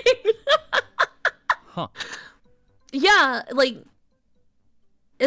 I didn't know that until relatively recently, but yeah, that explains why there's so much smoking in Japan. That's why I avoided like pachinko parlors, because I feel like if you went into one of those, you'd get emphysema like instantly. Oh yeah. Like instantly, like breathe this air for 1 second to get emphysema instantly is how it felt. Like when I walked past them, like you could smell them at like a distance of like 200 feet. Like it was like that smoky. Now I'm still kind of baffled at Yahoo, because also it'd be one thing if it was like, you know, a Japanese brand that had retained relevance and dominance in Japan, but Yahoo certainly is not a Japanese word. Yeah, it is Japanese though now, I think. It is now. But yeah. But that's so interesting. Too. Oh yeah, well 7-Eleven, I know about the Konbini Wars. You know, Family Chicky was as good as it was hyped up to me as. I don't think when I go that I will go to many American restaurants. I will absolutely go to all three of the major Konbinis. I buy a Family Chicky. I'll have, I don't know if 7-Eleven and Lawson's are known for anything in particular, but I will get stuff from all three. Absolutely. I got a pizza bun from not from 7-Eleven. Was it a Lawson or a 7-Eleven? Either way, it was like a traditional like steamed bun, but it had pizza shit in it. It was amazing. That sounds really good. It was perfect. It was garbage in the best way. But yeah, the Family Mart chicken is like legitimately really good fried chicken, just straight up. And that makes sense. Like even in the U.S., you can get good, you know, like gas station fried chicken, or you know, like Royal Farm. Not on the West Coast. We get screwed. We don't have anything like Sheetz or Wawa out here. Aw, boo. Not anything. Like 7-Eleven at most has like roller taquitos. Yeah, and then the roller taquitos are like, if you're in a pinch and you're really hungry, it'll do the job. I like the long chicken nugget that they sell from it. Like the buffalo chicken roller. Chicken roller, yeah. I haven't had that in forever, and I imagine that is mostly petrochemicals, but almost certainly. I do like them.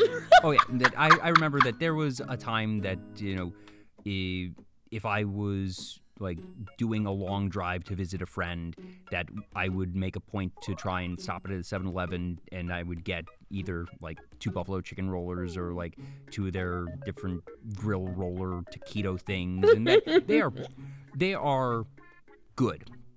They are mid-quality fast food. Yeah, exactly. They certainly exceed what you would think of in terms of stereotypical gas station food. Yeah, then like Sheetz and Wawa has like real food. Yeah, and then Sheetz and that Wawa makes me is just, jealous. like, really good. That you're gonna get stuff that's better than a Subway at a Sheetz and Wawa. You're gonna get I got like a better than chicken KFC. cheesesteak thing at Wawa, and it was amazing. But here's the ultimate like convenience store thing you need to do. You need to go get spicy fammy chicky, and then you need to go across the street to the 7-Eleven that's inevitably across the street, of course, and get an egg salad sandwich. And then you open the egg salad sandwich and put the fammy chicky inside, and then you eat that, and it's amazing. Oh, that sounds like alchemy. It was. I clapped my hands, and then I had an amazing fucking egg salad sandwich, chicken sandwich. It was incredible. Because it's just, at that point, it's chicken salad. It's chicken and egg salad. It's extra frustrating also, like, in retrospect, like, the quality of, like, ingredients at every restaurant, even convenience stores, was so high compared to the US. Like, the average quality of food there is just higher. Yeah. And it's really noticeable when you get back, especially. That, and also, all the bathrooms, all the stalls have floor-to-ceiling, like, dividers. Oh, that's the good stuff right there. Floor-to-ceiling dividers and bidets.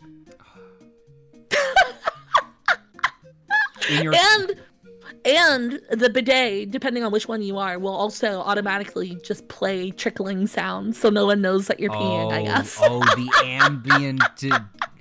That's brilliant. Yeah, even the fucking airport ones had that, so I guess it must be common, right? Yeah, it has to be if it's at the airport. It's sound masking at that point.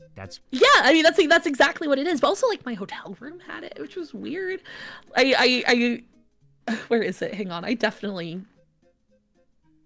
God, I post too much stupid shit on the computer. Where is it?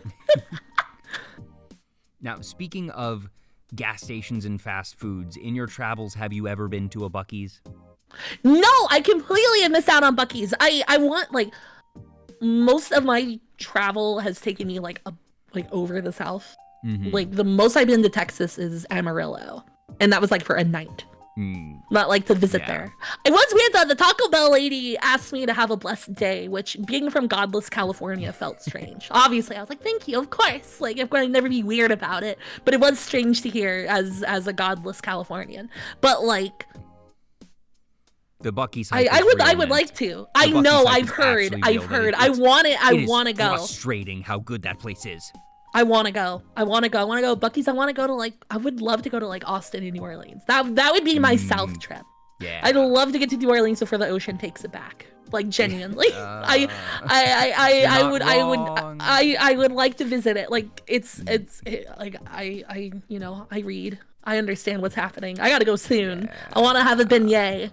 You know? I've been to New Orleans a couple times. Went for a week with my family a couple years ago, actually. It's like 2018. How was it? It was cool, and that just, the food there is really cool, and getting to walk around. Excited for the food. I never went to Bourbon Street or anything, but you know, that went to different historical areas, went to a couple of museums, got beignets. We did make a point to do that, and that there is a lot of very good food. That, you know, Cajun food is one. It's so different from most other cuisines inherently, and that it's really nice. It's good stuff there, and that all of it is just, it's all real food. Yeah, it's hearty, right? Would that be a word that you would use? Yeah. Yeah, I like it when it's like that. It's like food for people who are like going to go to work. And that even the cheaper places feel higher end, not necessarily in terms of like aesthetics. That, you know, there's especially downtown, that you'll get the sort of like greasy spoon vibe, or just that you know, they certainly lean into the festive and stereotypical elements of New Orleans, but that Get beads. not quite that, but just, there will be art on the inside that, the walls will be just these beautiful murals, and that the food, it doesn't taste like you've gone to a Boston market. It tastes like actual home cooking. Yeah, it's not Cisco. Once you learn about Cisco, Yes. you get disillusioned with like nearly every restaurant in America. It's really obvious. Like once you recognize, like, oh yeah, these are Cisco chicken strips. Oh yeah, this is a Cisco steak. It becomes obvious very quickly, and then you get really disillusioned and frustrated with like nearly every restaurant. Gotta be careful. Oh yeah. Do you have any personal favorites in terms of just the stereotypical American fast food chains of just whether it be like, and this can span from like drive-through fast food, but also I'm talking Red Lobster, fast casual. Olive Garden. Yeah, fast casual. I do have a soft spot for Olive Garden because any place that gives you infinite bread is fine by me. Honestly, they used to have this thing where it was like unlimited breadsticks and soup and salad for like soup, salad, and $9. breadsticks. Yep. Yeah, that's difficult to beat at most places, but like for fast food, I really have a soft spot for the McChicken. I not to like do for me it's the McChicken me, but also for me it is the McChicken. It is like it actually is. I'm so frustrated that it's no longer $1 McChickens. That's not being. Oh man, that hasn't been the case here in fucking like 15 years. Like, I remember in college that I could go to McDonald's and I would get like 2 McChickens, two of the like double hamburgers or plain hamburgers or basic hamburgers, and a sweet tea, and that was $5. Damn. It was one. God, yeah, no, it's always been expensive in the greater Bay Area, but like it's only gotten more expensive. Like now it's like buy one get one for like $1.50 rather than buy one get one or buy one get one for whatever. It's always like buy one, it's like half the price of it. Like, oh great, awesome, thanks. No, that it's gotten to the point that for a lot of things that I don't bother going to fast food because I would rather pay $4 more and just get a significantly better meal. Yeah, I don't understand this McDonald's of all places, the prices spiking that bad. It's crazy. Yeah, there's plenty of, like I said, I think that the sort of mid-grade places are the ones to go to now because the places that used to be super cheap have increased their prices more than the mid-grade places, I feel. That's definitely the case. I mean, luckily I live in the middle of the city, so like getting not chain food is like really like I will tolerate paying 80% of my income to rent for the fact that I have a choice of Ethiopian restaurants to go to. You know what I mean? Like I can't give that kind of thing up. Like it's worth the premium to be here just for the food. To a good selection of food and restaurants, just certain cities will have that, and it's something that like you said, it's a huge difference of that and then going to an area where the only options nearby are franchises and fast food of just yeah, whenever I visit friends who live like way out in the suburbs or like way out of like major city, it's like I could only go to Cheddar's so many times. Because oh my god, me saying that out loud, the Ethiopian food thing means I think I might end up ordering Ethiopian food tonight. You ever have? It's been a while, and I've only had once or twice, but now I'm just thinking about all the places near where I live that within basically a 10-minute drive, I can get most types of cuisine, and it just I found my regular places, the place that I go to that there's a good Hawaiian place, there's a good ramen place, there's a good chicken place, there's a good sandwich place. That I live in an area where there are lots of options of solid quality. That it's not crazy. Like I said, it's that good solid mid-grade. Yeah, that's like locally owned mid-grade is okay. Mid-grade makes it sound quality, like a quality thing. Like mid-market is the fancy guy way to say it. Yeah. Upper mid-market, middle market. Yeah, that you're not breaking the bank. That it's good food, good portions. I'm just Lilac and Lily's Hawaiian food's so good. Just if you can find a good Hawaiian place near where you live. It is so nice, and just if you Hawaiian ever- places are good at serving just like fried crap too, like in a good way. I mean, fried crap, parenthetical positive. Yes. Like onion rings and stuff. Yes.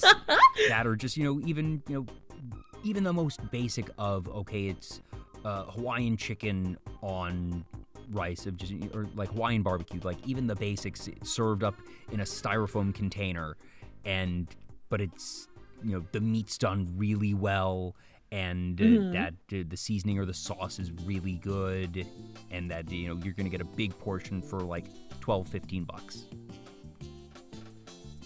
God, nice. Man, I'm hungry. Shit. Like Well, it is sort of getting around to dinner time for both of us. Yeah, it is. Whoa, it's 5. Oh, Surprise!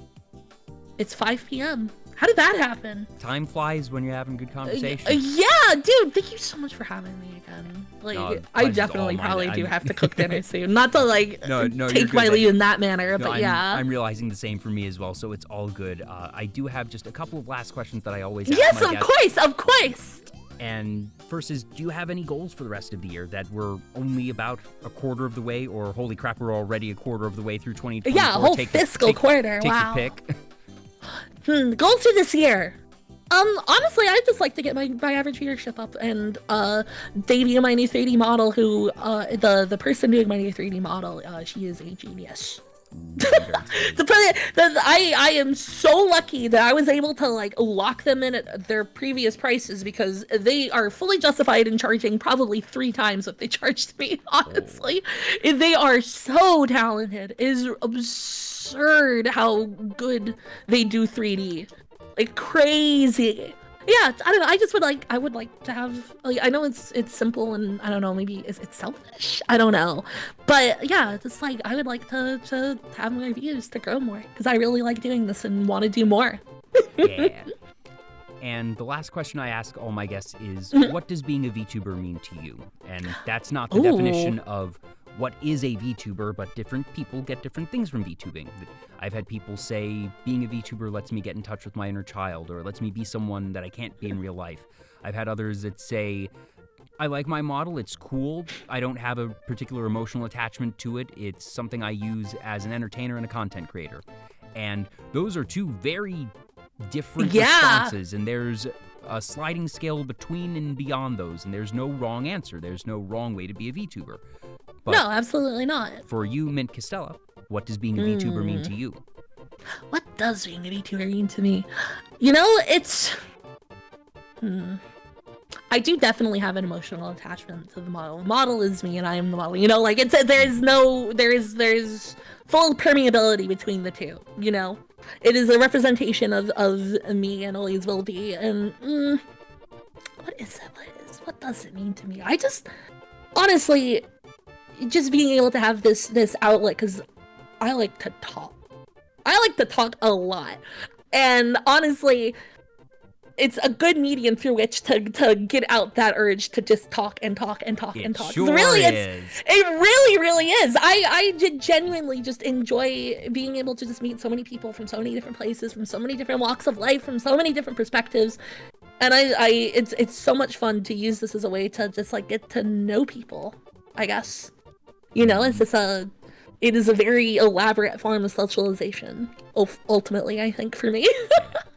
I always ask that question at the end because it's a very James Lipton-y. I like it. And it sort of puts a bow on things, and that Yeah. after talking with someone for a couple of hours, even if I don't know what the answer will be, the answers always make sense.